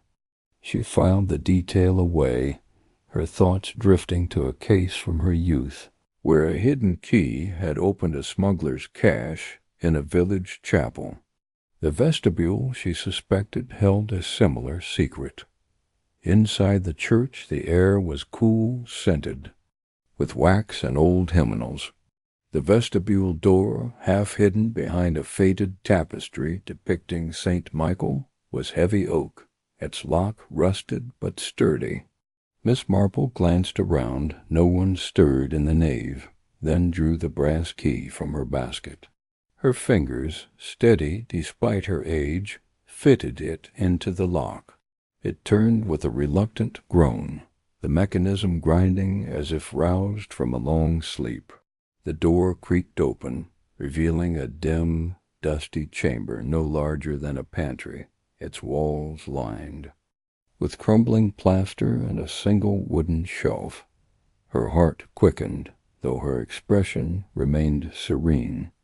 On the shelf lay a leather-bound ledger, its cover embossed with the ivy and key emblem, and a small, tarnished silver box, its lid etched with the same design. She opened the ledger first, its pages yellowed but legible, detailing donations to the church from the Greystone family in the 1890s. One entry stood out: silver ivy pendant, gifted to secure loyalty, stored in vestibule for safe keeping. A later note in a different hand read, "Removed 1902, theft suspected." Miss Marple's eyes narrowed. The pendant, stolen during the Greystone scandal, had been hidden here before its disappearance. She turned to the silver box, its lock matching her key. It opened with a soft click, revealing a folded parchment and a single pressed ivy leaf, its edges brittle but intact. The parchment was a letter, dated 1902, addressed to the keeper of the ivy. It read, "The pendant must remain hidden until the debt is paid. Trust no outsider." The signature was smudged, but the initials E.G. suggested a Greystone. She slipped the letter and leaf into her basket, her mind racing. The ledger and box confirmed the vestibule's role as a repository for the Greystone pendant, but its theft and Mr. Lang's offer suggested someone had found it or was seeking it still. The cloaked figure from the churchyard rummaging in the vestry might have been after this very ledger. Was it Mr. Lang, Mrs. Hawthorne, or another player in this shadowy game? A sudden creak from the nave startled her, and she closed the vestibule door, slipping the key back into her basket. Footsteps approached, heavy and deliberate. Miss Marple stepped behind the tapestry, her breath steady despite the thrill. Through a gap in the fabric, she saw Mr. Lang enter, his tailored suit out of place in the church's somber light. He carried a small lantern, its glow casting flickering shadows. He paused by the vestibule door, his fingers tracing the lock's scratches marks. Miss Marple had noted the previous day. "Locked as expected," he muttered, his voice low but clear. "She'd better have the key." He glanced around, then moved toward the vestry, his steps purposeful. Miss Marple waited until his footsteps faded, then emerged, her heart pounding, but her mind clear. He had said Mrs. Hawthorne, perhaps, or another accomplice. She resolved to confront the vicar, whose unease about the vestibule and Mr. Lang's visits suggested he knew more than he let on dot at the vicarage. Miss Marple found the Reverend Simon Wells in his garden, pruning roses with a distracted air. Griselda, his wife, was inside, humming as she polished silver. "Miss Marple," the vicar said, startled, "what brings you back so soon?" "A question about the vestibule," she said, her tone gentle. "You mentioned it was sealed after the Greystone donation. Has anyone tried to open it recently besides Mr. Lang?" The vicar's shears paused, his spectacles glinting. "Well, I did notice the tapestry disturbed last week after Mr. Lang's visit. I thought it was the wind, but now with the ledger missing. He stopped, his face paling. You don't think he's involved, do you? Miss Marple's smile was reassuring. I'm sure it's nothing serious. But might I see the vestry again? I'm curious about those old records. In the vestry the cabinet was as she'd left it, but a new detail caught her eye, a faint smudge of dirt on the floor, matching the churchyard's soil. Someone had been here since her last visit, perhaps the cloaked figure or Mr. Lang. She examined the remaining ledgers, finding a loose page tucked inside one, its script listing Greystone family burials. A note in the margin read, Pendant, hidden, vestibule secure, 1901. The page was creased, as if recently handled. She thanked the vicar and stepped into the garden, where Griselda was now watering the roses. Jane, you're sleuthing again, Griselda teased. I found something odd in the vestry yesterday, a button, caught in the cabinet. It's got that ivy design. Miss Marple's eyes twinkled as Griselda handed her a small silver button, its ivy and key emblem gleaming. Most helpful, Griselda, she said, tucking it into her basket. The button, like the ribbon, was another breadcrumb in the trail. That afternoon, Miss Marple visited Clara Dunhill's bakery, hoping to learn more about Mrs. Hawthorne's role. Clara, kneading dough, looked up with a nervous smile. Miss Marple, I'm glad you're here. I overheard Mrs. Hawthorne on the phone last night, outside the shop. She was arguing with someone said something about the vestibule, and keeping it locked. Miss Marple's heart quickened. Did she mention a name, dear? Clara shook her head. No, but she sounded scared. And I found this in the bakery's back room, near where she stood. She produced a crumpled note, its handwriting hurried. Vestibule, tonight. Bring the key. Miss Marple's smile was gentle, but her mind was alight. The note, the button, the ledger each confirmed the vestibule's centrality. She thanked Clara and returned to the village green, where fete preparations were nearing a frenzy. Mrs. Hawthorne was there, directing volunteers, but her eyes were shadowed, her hands fidgeting with a scarf embroidered with the ivy and key emblem. Miss Marple approached, her voice soft. Mrs. Hawthorne, the raffle tickets are causing quite a stir. Have you checked the vestibule for any misplaced items? Mrs. Hawthorne's scarf slipped, revealing a flush on her cheeks. The vestibule? Oh, it's just old storage. I'm sure there's nothing there. Now I must see to the stalls. She hurried off, leaving Miss Marple to ponder her evasion. At home, Miss Marple spread her clues on her table. The torn page, twine, tag, key, tickets, ribbon, button, letter, leaf, and note. The vestibule had yielded its secrets, the ledger and box, but Mr. Lang's visit and Mrs. Hawthorne's fear suggested the pendant was still in play. The note's mention of tonight echoed the raffle ticket's midnight rendezvous, hinting at a meeting she might observe. Her knitting needles clicked, a steady rhythm to her thoughts. The vestibule's lock was open, but the mystery was not. Tomorrow she would investigate the Greystone scandal further, perhaps through village gossip or Dolly Bantry's archives. For now the fate's web of secrets was tightening, and Miss Marple was ready to pull the next thread. Chapter 8. Echoes of a hidden past. The afternoon sun cast a warm glow over St. Mary Mead, its rays filtering through the elms and dappling the village green with patches of light. Miss Jane Marple, her wicker basket swinging gently, walked along. The high street, her lavender cardigan, a familiar sight to passers-by, yet her pale blue eyes, sharp as ever behind her spectacles, were fixed on a deeper purpose. The clues amassed in her investigation of the fate's sinister undercurrents, the ivy and key emblazoned invitation, the vanished ledger, the brass key, the cryptic raffle tickets, the embroidered ribbon, the silver button, and the vestibule's leather-bound ledger and letter pointed to a scandal buried in the village's past.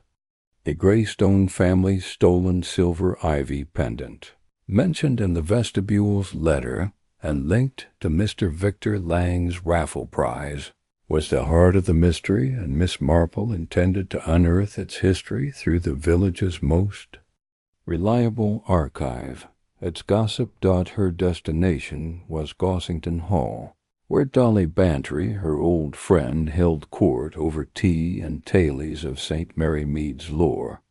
The vestibule's discoveries, a ledger detailing the Greystones' donation and a letter hinting at a hidden pendant, had confirmed the scandal's relevance. Mrs. Lydia Hawthorne's fear and Mr. Lang's furtive churchyard visits suggested the pendant was not lost but sought, perhaps hidden in plain sight at the Fete. The note Clara Dunhill found vestibule tonight. Bring the key, and the raffle ticket marked Greystone hinted at a rendezvous tied to the pendant's recovery. Miss Marple's mind, as precise as her knitting stitches, wove these threads into a pattern, and the Greystone scandal was the warp to its weft. Gossington Hall's drawing room was a cozy chaos of chintz cushions and scattered novels, with Dolly sprawled on a chaise, her eyes bright with curiosity. "Jane, you old sleuth," she exclaimed, pouring tea. "I knew that fate business would get your nose twitching. What's this about the Greystones? You mentioned their pendant last time." Miss Marple settled into a chair, her basket at her feet. "Indeed, Dolly, the ivy and key emblem seems tied to their stolen silver pendant. A scandal, you recalled. What more do you know of it?" Dolly leaned forward, her voice dropping to a conspiratorial whisper. Oh, it was quite the to-do. The Greystones were art collectors, lived in that big manor near Chipping Cleggan. In 1902, their prized pendant silver, with an ivy design and an inscription, vanished during a village fete. They blamed a London dealer, Harrington, but nothing was proven. The family left in disgrace, and the pendant was never found. Rumor was it held a secret. Some said a map, others a code. Why, do you think it's resurfaced? Miss Marple's eyes twinkled. Possibly. The Fate's raffle prize offered by Mr. Lang sounds suspiciously like it, and certain items suggest the church played a role in its hiding. Dolly gasped, nearly spilling her tea. The church? Oh, Jane, you don't think it's been there all this time? There was talk of a Greystone ancestor, Eleanor Greystone, being close to the vicar back then. She donated heavily to the church. Before the theft, Miss Marple's fingers twitched, longing for her knitting. Eleanor Greystone, E.G., the initials on the vestibule's letter. The pieces were aligning, but the puzzle was far from complete. She thanked Dolly and left, her mind turning to the village's older residents, who might recall the scandal's details. Mrs. Dora Bunce, the farmer's wife, was her next stop, her cottage a hub of gossip as robust as her prize Mirrows. Mrs. Bunce's kitchen was warm, fragrant with baking bread. She greeted Miss Marple with a booming laugh. "Miss Marple, come for a scone or a story? I hear the Fate's got everyone in a tizzy. what with that ledger gone and Mr. Lang's fancy. Prize. Miss Marple smiled, accepting a scone. A bit of both, Dora. I'm curious about the Greystone scandal. You've lived here longer than most. What do you remember? Mrs. Bunce's eyes gleamed. Oh, that was a tale. The pendant was a family heirloom, said to have a hidden clasp with something inside. Nobody knew what. After it was stolen, old Mr. Tate, the gardener's father, swore he saw a stranger near the church the night of the fete, carrying a silver glint. The Greystones accused Harrington's gallery, but the vicar old Reverend Hale hushed it up, said it was bad for the village. Miss Marple's heart quickened. Mr. Tate's father linked to the churchyard where she'd found the key. And the pendant's inscription? She asked. Something about loyalty binds, Mrs. Bunce said, slicing bread. My gran said it was a vow, maybe to the church. She saw Eleanor Greystone crying in the vestry after the theft, clutching a letter. Miss Marple nodded, her mind weaving threads. The vestibule's letter, signed E.G., had mentioned a debt and loyalty. She thanked Mrs. Bunce and stepped into the afternoon light, her next stop the village library, where old newspapers might hold more clues. The library, a quaint room above the post office, smelled of ink and dust.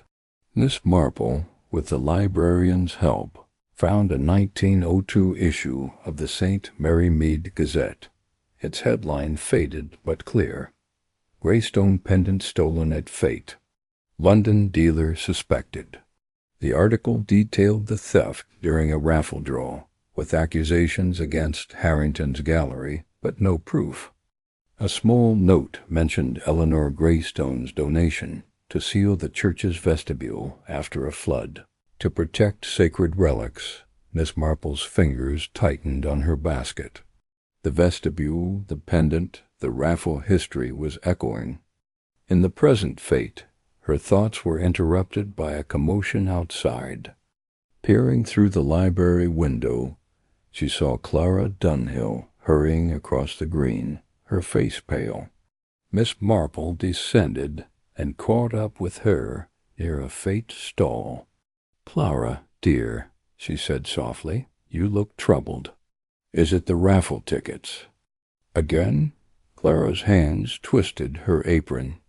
"Oh, Miss Marple, I shouldn't say, but I found something in the bakery storeroom, hidden in a flour sack. It was a photograph, old, with that ivy and key mark on the back." She produced a faded image of a woman, Eleanor Greystone. Miss Marple guessed standing by the church, a silver pendant gleaming at her throat. Miss Marple's eyes narrowed. "Most helpful, Clara. And where was Mrs. Hawthorne when you found it?" "She was there earlier, checking the Fete supplies," Clara said. "She's been so strange, always talking about the raffle and Mr. Lang. I think she's scared of him." Miss Marple patted her hand, tucking the photograph into her basket. The Greystone scandal was no mere rumor. It was the Fate's shadow, cast by Mr. Lang's prize and Mrs. Hawthorne's fear.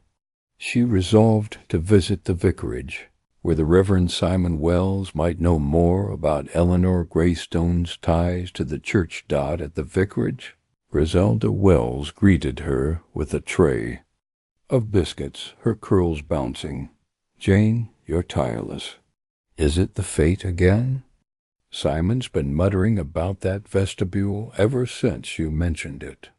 The vicar, his spectacles askew, joined them in the parlor. "Miss Marple, I've been thinking about your questions. I found an old vestry log from 1902, tucked behind some hymnals. It mentions Eleanor Greystone donating a silver box to the vestibule, meant to hold the pendant. After the theft, the vicar sealed the vestibule, saying it was cursed." Miss Marple's heart quickened. The silver box she'd found matched the log's description. "And did it mention a letter or a debt?" she asked. The vicar nodded, producing a faded page. "Just this. E.G. entrusts the pendant to the church to settle a debt of loyalty. It's vague, but there's a note about a London contact Harrington." Miss Marple's smile was serene, but her mind was alight. Harrington's gallery, again. She thanked the vicar and stepped into the garden where a Fete volunteer, young Tommy, the delivery lad, was hauling bunting. "Miss Marple," he called. "I saw something odd last night, Mrs. Hawthorne, by the church, dropping a paper with that ivy mark. She didn't see me, but she looked right spooked." Miss Marple's eyes twinkled as Tommy handed her a crumpled scrap, its handwriting matching the storeroom note. "Vestibule, tonight. Bring the key." Another rendezvous, and Mrs. Hawthorne was at its heart. She thanked Tommy and returned. Home, her basket heavy with clues, the torn page, twine, tag, key, tickets, ribbon, button, letter, leaf, photograph, and now this scrap dot by her fireside. Miss Marple spread her collection, her knitting needles clicking rhythmically. The Greystone scandal, Eleanor's pendant, the debt, the sealed vestibule echoed in the Fates mysteries. Mr. Lang's prize, the raffle tickets, and Mrs. Hawthorne's fear were modern shadows of that hidden past. The latest note suggested another meeting, perhaps to retrieve the pendant itself. Tomorrow she would watch the Fates trophy presentation, where the prize might be displayed, offering a chance to test her theory. The echoes of the past were loud, but Miss Marple was listening, ready to unravel the next thread in St. Mary Mead's tangled web.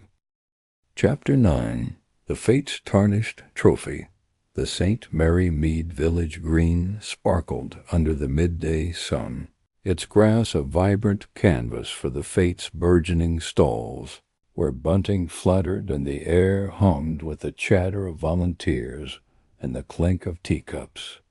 Miss Jane Marple, her wicker basket tucked under her arm, moved through the crowd with the quiet grace of a shadow, her lavender cardigan blending with the village's pastel hues. Her pale blue eyes, sharp behind her spectacles, were fixed on the central marquee, where the Fates trophy, a silver piece touted as Mr. Victor Lang's grand raffle prize, stood on display. The clues amassed in her investigation, the ivy and key emblazoned invitation, the vanished ledger, the brass key, the cryptic raffle tickets, the embroidered ribbon, the silver button, the vestibule's ledger and letter, the Greystone photograph, and the crumpled note pointed to this trophy as the stolen ivy pendant from the Greystone scandal. Today's trophy presentation, where Mr. Lang would showcase his prize, promised to unravel another thread in the Fates' tangled web. Miss Marple's mind, as precise as her knitting stitches, replayed the echoes of the past uncovered at Gossington. Hall and Mrs. Bunce's kitchen, the Greystone pendant, stolen in 1902, linked to Harrington's gallery, and hidden in the church's vestibule. The note Clara found, "Vestibule, tonight. Bring the key," and Tommy's discovery of Mrs. Lydia Hawthorne's ivy-marked scrap suggested a midnight rendezvous to retrieve the pendant, with Mrs. Hawthorne caught in Mr. Lang's scheme. The trophy, Miss Marple suspected, was no mere replica, but the pendant itself, displayed in plain sight to mask its illicit return. The marquee was a bustle of activity, its canvas walls adorned with ivy garlands that, to Miss Marple's keen eye, mimicked the emblem's design. Volunteers arranged tables laden with jams and knitted scarves, while children darted about, chasing balloons. Mrs. Hawthorne stood by the trophy table, her auburn hair pinned tightly, her hands fidgeting with a clipboard. The trophy, a silver, ivy pendant on a velvet cushion, gleamed under a glass cover, its intricate design matching the photograph of Eleanor Greystone's heirloom. Miss Marple's heart quickened, though her smile remained serene. She approached, her voice gentle. "Mrs. Hawthorne, what a splendid trophy! It's quite the centerpiece for the raffle." Mrs. Hawthorne's clipboard trembled, her eyes darting to the trophy. "Oh, yes, Miss Marple. Mr. Lang's contribution is extraordinary. He insists. It's a replica crafted for the Fete." Her voice wavered, betraying a flicker of doubt that Miss Marple's eyes twinkled. "A replica? How curious. The design is so precise, almost as if it were the Greystone pendant itself." Mrs. Hawthorne paled, her fingers clutching the clipboard. "The Greystone pendant? Oh, that's just a village tale. Now I must check the tea stall." She hurried off, leaving Miss Marple to study the trophy.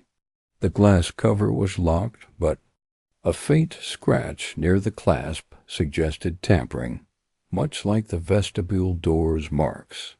She leaned closer, noting a tiny hinge on the pendant's side, a hidden compartment, perhaps.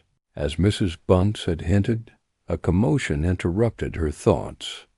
Mr. Lang strode into the marquee, his tailored suit gleaming, his mustache polished to perfection. "Ladies and gentlemen," he announced, his voice carrying over the crowd, "behold the raffle's crowning prize, a silver masterpiece, a tribute to St. Mary Mead's heritage. Its unveiling at the Fate's close will be unforgettable." The crowd clapped, but Miss Marple noted murmurs of skepticism. Mrs. Dora Bunce, nearby, muttered to a neighbor, "Heritage, my foot. Looks like something nicked from a museum." Emily Finch, arranging raffle tickets, glanced nervously at Mr. Lang, her hands shaking. Miss Marple recalled Emily's confession about the Greystone-marked ticket and Mrs. Hawthorne's order to burn it. The trophy was no replica, it was the pendant, and someone meant to claim it as the presentation ended. Miss Marple lingered by the trophy, her fingers brushing the glass. A faint smudge of dirt on the velvet cushion caught her eye. Churchyard. Soil like that found in the vestry. She glanced around, spotting a young volunteer, Tommy, hauling a crate nearby. "Tommy," she called softly, "did you see anyone near the trophy last night?" Tommy's eyes widened. "Aye, Miss Marple. I was tiding late, and I saw a shadow by the marquee, someone in a cloak, fiddling with the trophy case. I thought it was a trick of the light, but they dropped this." He handed her a small silver clasp, etched with the ivy and key emblem dot. Miss Marple's heart quickened as she tucked the clasp into her basket. "Most helpful, Tommy. Keep your eyes open." The clasp, like the button and ribbon, was another breadcrumb, and the cloaked figure's return suggested urgency. She resolved to speak with Clara Dunhill, who might have seen more at the marquee dot at the bakery. Clara was shaping dough, her face pale. "Miss Marple, I'm glad you're here," she whispered. "Last night I saw Mrs. Hawthorne by the trophy after dark. She was holding a key looked like yours and trying the case's lock. She didn't see me, but she was muttering about keeping it safe." Miss Marple's eyes narrowed. "A key, you say? And did she open the case?" Clara shook her head. "No. She stopped when she heard a noise. But I found this near the marquee this morning." She produced a folded map, its edges worn, showing the village green with a red X marked near a garden shed behind the church. The map bore the ivy and key emblem and a scrawled note, "Shed, midnight." Miss Marple's smile was gentle, but her mind was alight. The map, the clasp, the key Mrs. Hawthorne was moving pieces in a game she didn't fully control. "Think. You, Clara," she said, tucking the map into her basket. "Your scones will be the talk of the Fete." Her next stop was the post office, where Mrs. Agnes Mop was sorting letters with her usual gusto. "Miss Marple," she called, "that trophy's got tongues wagging. I heard Mr. Lang boasting about it to a stranger yesterday, a man with a London accent near the church." Miss Marple's eyebrows lifted. "A stranger? Did you catch anything else?" Mrs. Mop leaned closer. "Just a bit. The man said something about Harrington's expecting delivery." Mr. Lang looked nervous, kept touching his pocket. Miss Marple's fingers tightened on her basket. Harrington's gallery, again tied to the Greystone scandal, and Mr. Lang's. Parcels. She thanked Mrs. Mop and headed to the vicarage, hoping the Reverend Simon Wells could shed light on the shed marked on the map. Griselda Wells greeted her with a tray of biscuits, her curls bouncing. "Jane, you're relentless. Is it that trophy?" Simon's been fussing about the Fete ever since the ledger vanished. The vicar, his spectacles askew, joined them. "Miss Marple, I heard about the trophy. It's uncanny how it resembles the Greystone pendant. I found an old vestry note yesterday, mentioning a garden shed used by the Greystones to store church donations. It's behind the church, locked tight." Miss Marple's heart quickened. "Locked, you say?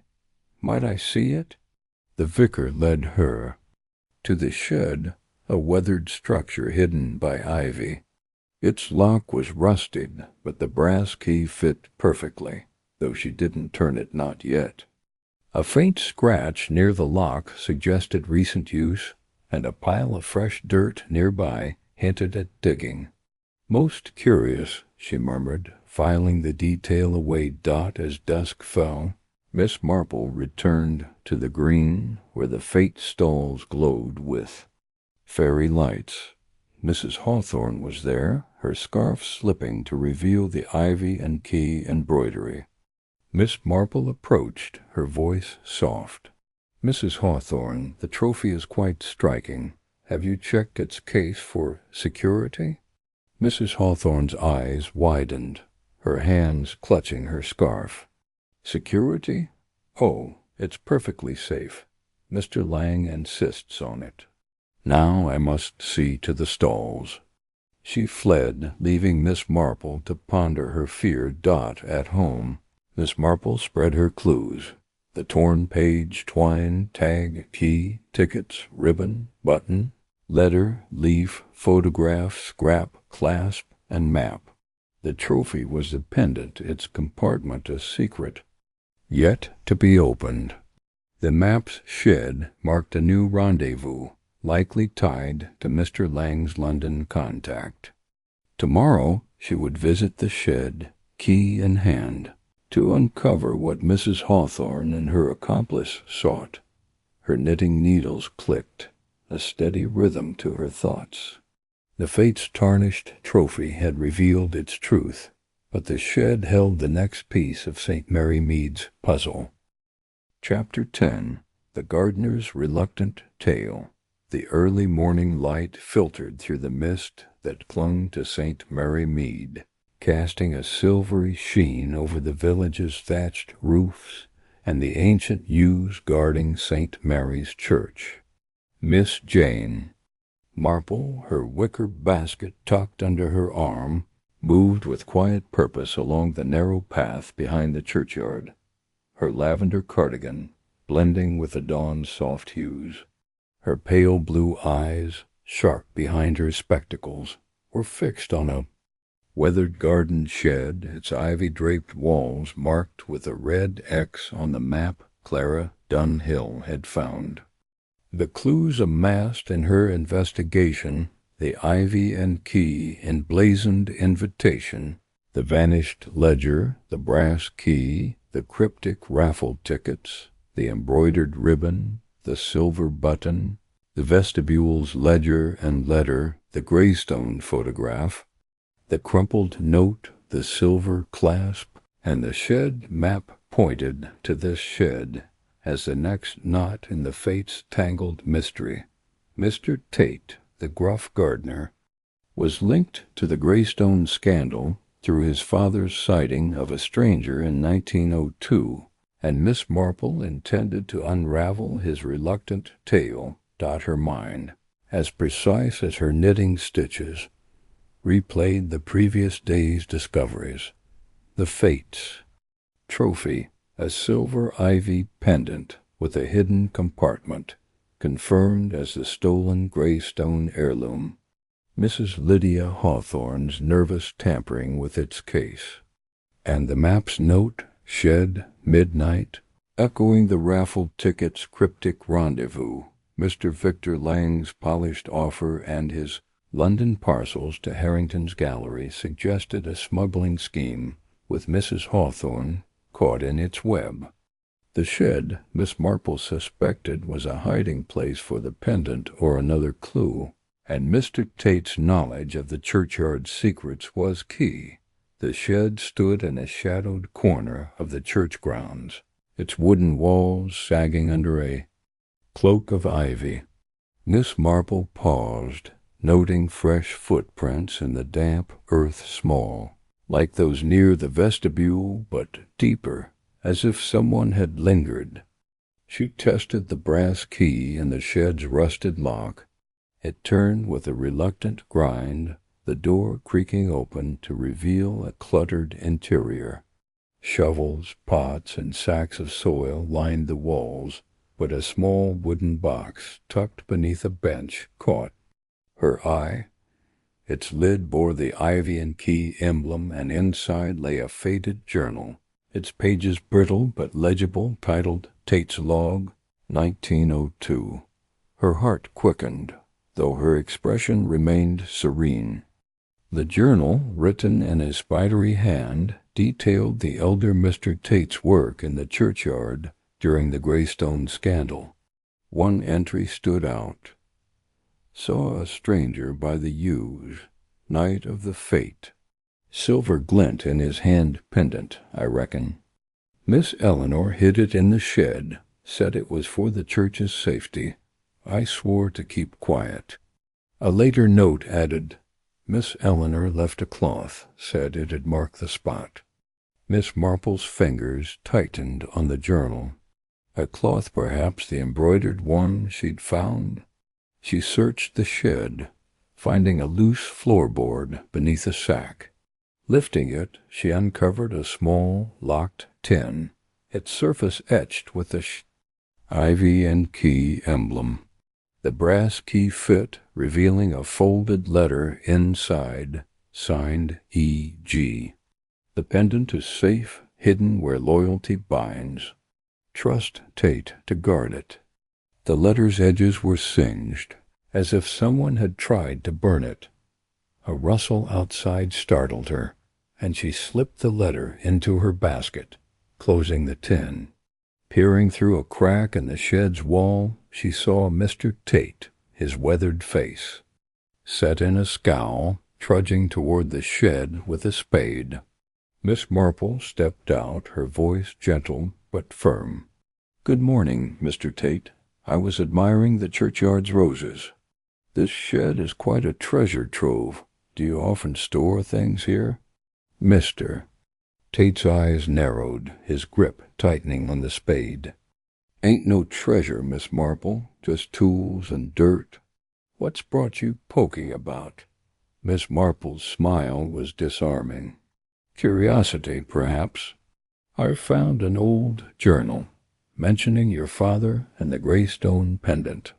He saw something in 1902, didn't he?" Mr. Tate's face darkened, his voice low. "My father saw too much, and it cost him peace. That pendant was trouble. Miss Eleanor hid it here, said it'd keep the church safe. I found it years ago, after she left, and buried it deeper. But someone's been digging lately, saw that Lang fellow near the yews last week, with a lantern." Miss Marple's heart quickened. "Mr. Lang, you say? And where is the pendant now?" Mr. Tate hesitated, his eyes darting to the shed. "I moved it after I saw him. It's safe, but I ain't saying where. Too many eyes on the Fete." He turned away, his spade scraping the earth, signaling the end of the conversation. Miss Marple nodded, her mind racing. Mr. Tate's confession confirmed the pendant's history and Mr. Lang's pursuit, but his refusal to reveal its hiding place suggested fear or loyalty to Eleanor Greystone's vow. She thanked him and headed to the village green, where fete preparations were in full swing. Mrs. Hawthorne was there, directing volunteers, her scarf slipping to reveal the ivy and key embroidery. Miss Marple approached, her tone light. "Mrs. Hawthorne, the trophy is quite the draw. Has Mr. Tate been helping with the fete displays?" Mrs. Hawthorne's clipboard trembled. "Mr. Tate? Oh, he keeps to his garden. The trophy's safe, Miss Marple. Mr. Lang's seeing to it." Her eyes darted to the marquee, where Mr. Lang was inspecting the trophy case.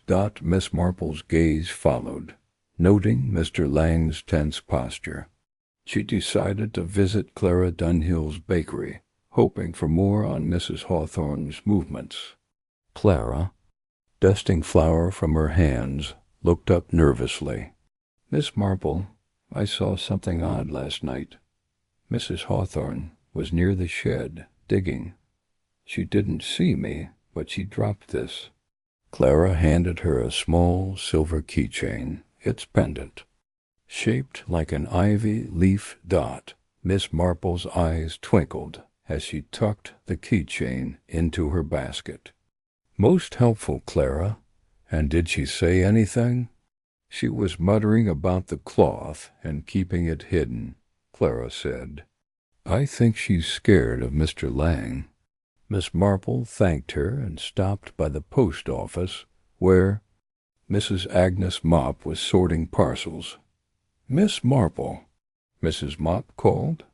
"Heard about the trophy? Folks say it's cursed, like the gray stone pendant.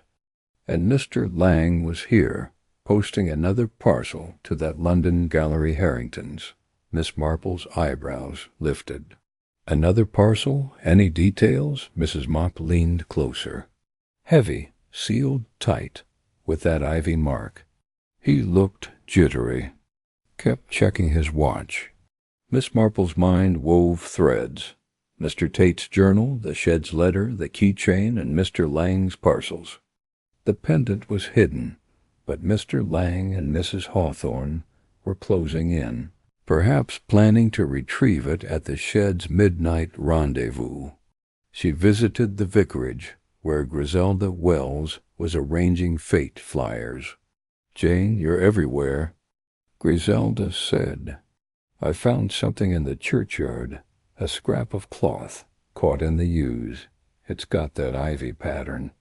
Miss Marple examined the cloth, its embroidery matching Mrs. Hawthorne's scarf. "Most helpful, Griselda," she said, adding it to her basket. The cloth, as Mr. Tate's journal hinted, marked the pendant's hiding place, and Mrs. Hawthorne's digging suggested she knew it. At home, Miss Marple spread her clues. The torn page, twine, tag, key, tickets, ribbon, button, letter, leaf, photograph, scrap, clasp, map, keychain, and cloth. Mr. Tate's tale had clarified the pendant's history, but its current hiding place and Mrs. Hawthorne's role remained elusive. The embroidered cloth dropped near the shed. was the next lead, pointing to a final rendezvous at the Fete. Her knitting needles clicked, a steady rhythm to her thoughts. The gardener's reluctant tale had unveiled a piece of the puzzle, but the cloth held the key to the pendant's fate. Tomorrow she would watch the Fate's stalls, where the cloth's pattern might surface, revealing the next thread in St. Mary Mead's mystery. Chapter 11.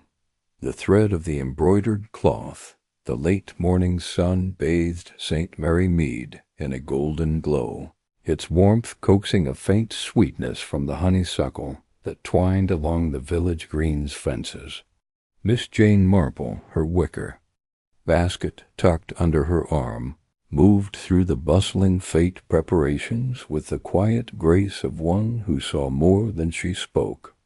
Her lavender cardigan was buttoned neatly, but her pale blue eyes, sharp behind her spectacles, were fixed on the embroidered cloth Griselda Wells had found in the churchyard, its ivy and key pattern matching Mrs. Lydia Hawthorne's scarf and the Greystone family's emblem.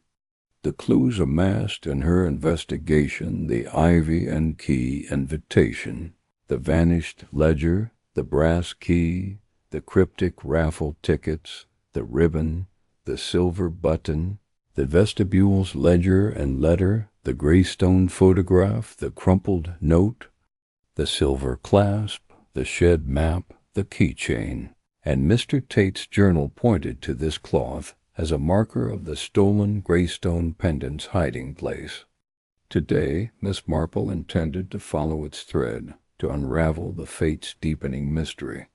Her mind, as precise as her knitting stitches, replayed Mr. Tate's reluctant tale, his father's sighting of a stranger with the pendant in 1902, Eleanor, Greystone's hiding of it in the shed, and Mr. Tate's own re-hiding after Mr. Victor Lang's churchyard prowling.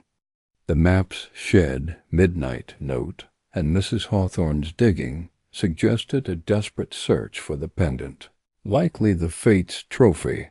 The cloth, Miss Marple suspected, was no mere coincidence, but a deliberate sign, perhaps dropped by Mrs. Hawthorne or the cloaked figure, guiding someone to the prize.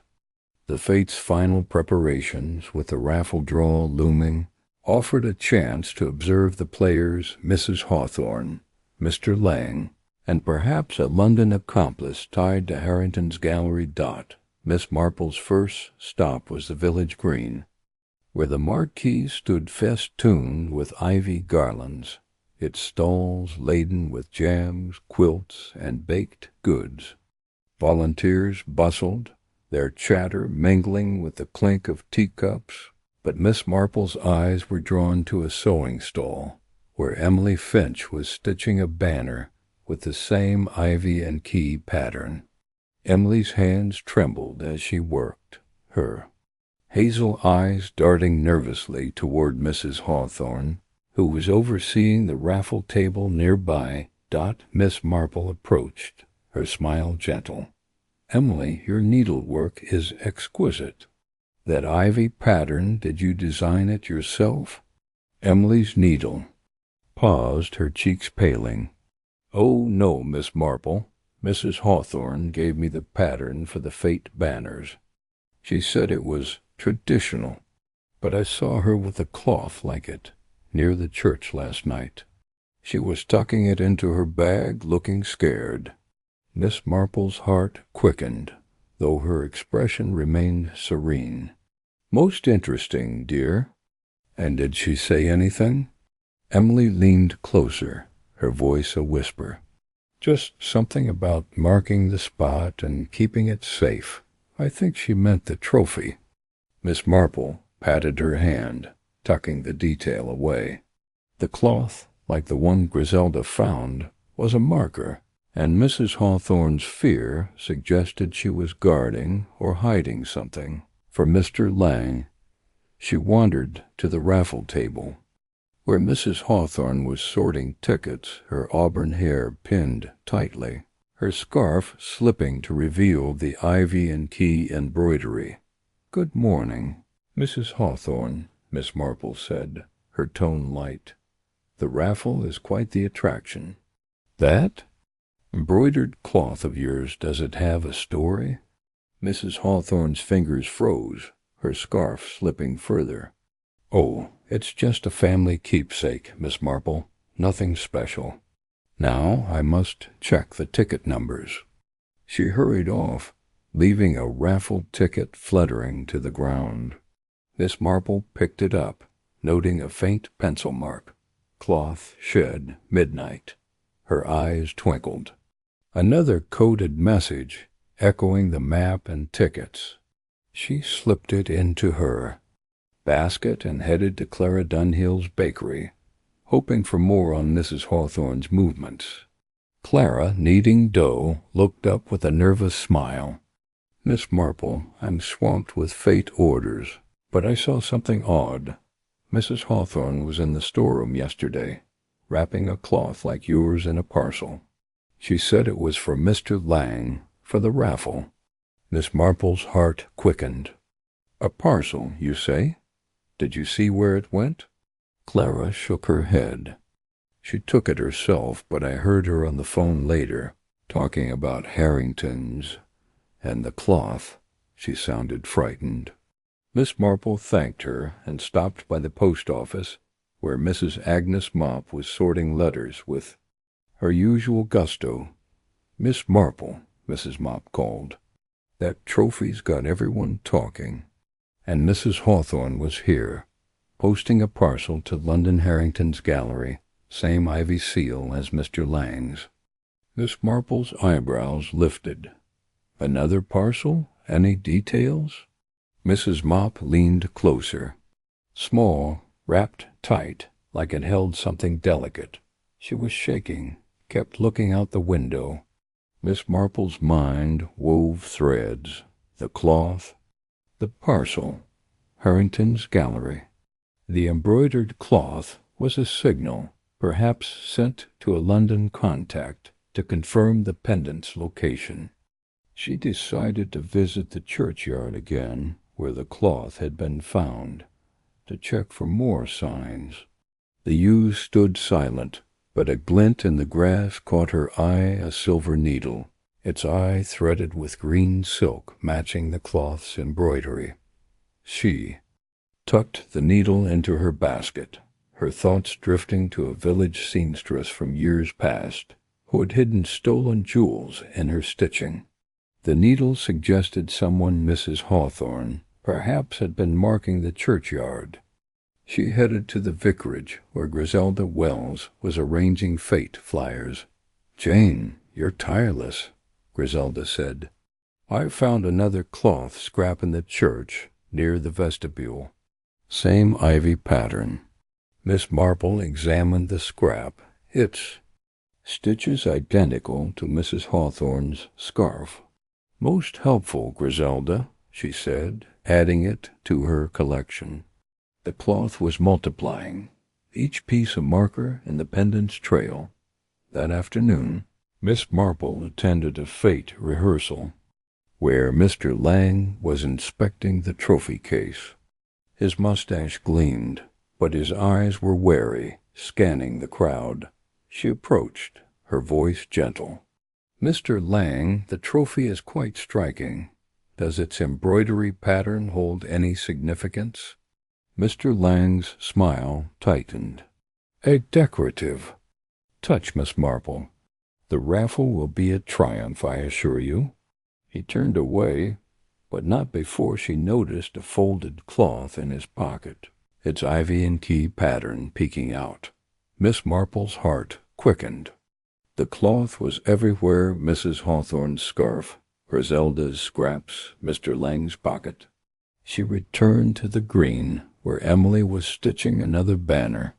"Emily, dear," Miss Marple said, "did Mrs. Hawthorne give you more cloth?" "For the banners?" Emily nodded, her hands trembling. "She did, yesterday. Said it was from an old family stock. But I found this in the sewing box." She handed Miss Marple a small embroidered patch, its ivy and key design enclosing a tiny inscription. loyalty binds. Miss Marple's eyes narrowed. The gray stone inscription on a cloth marking the pendant's path. She thanked Emily and returned home, spreading her clues. The torn page, twine, tag, key, tickets, ribbon, button, letter, leaf, photograph, scrap, clasp, map, keychain, cloth scraps, needle, and patch. The embroidered cloth was the thread tying the pendant to the fete, with Mrs. Hawthorne and Mr. Lang orchestrating its retrieval for Harrington's gallery. Her knitting needles clicked, a steady rhythm to her thoughts. The fate's final flourish with the raffle draw would reveal the pendant's fate. Tomorrow she would watch the stalls closely, where the cloth's pattern might surface again, signaling the final act in St. Mary Mead's mystery.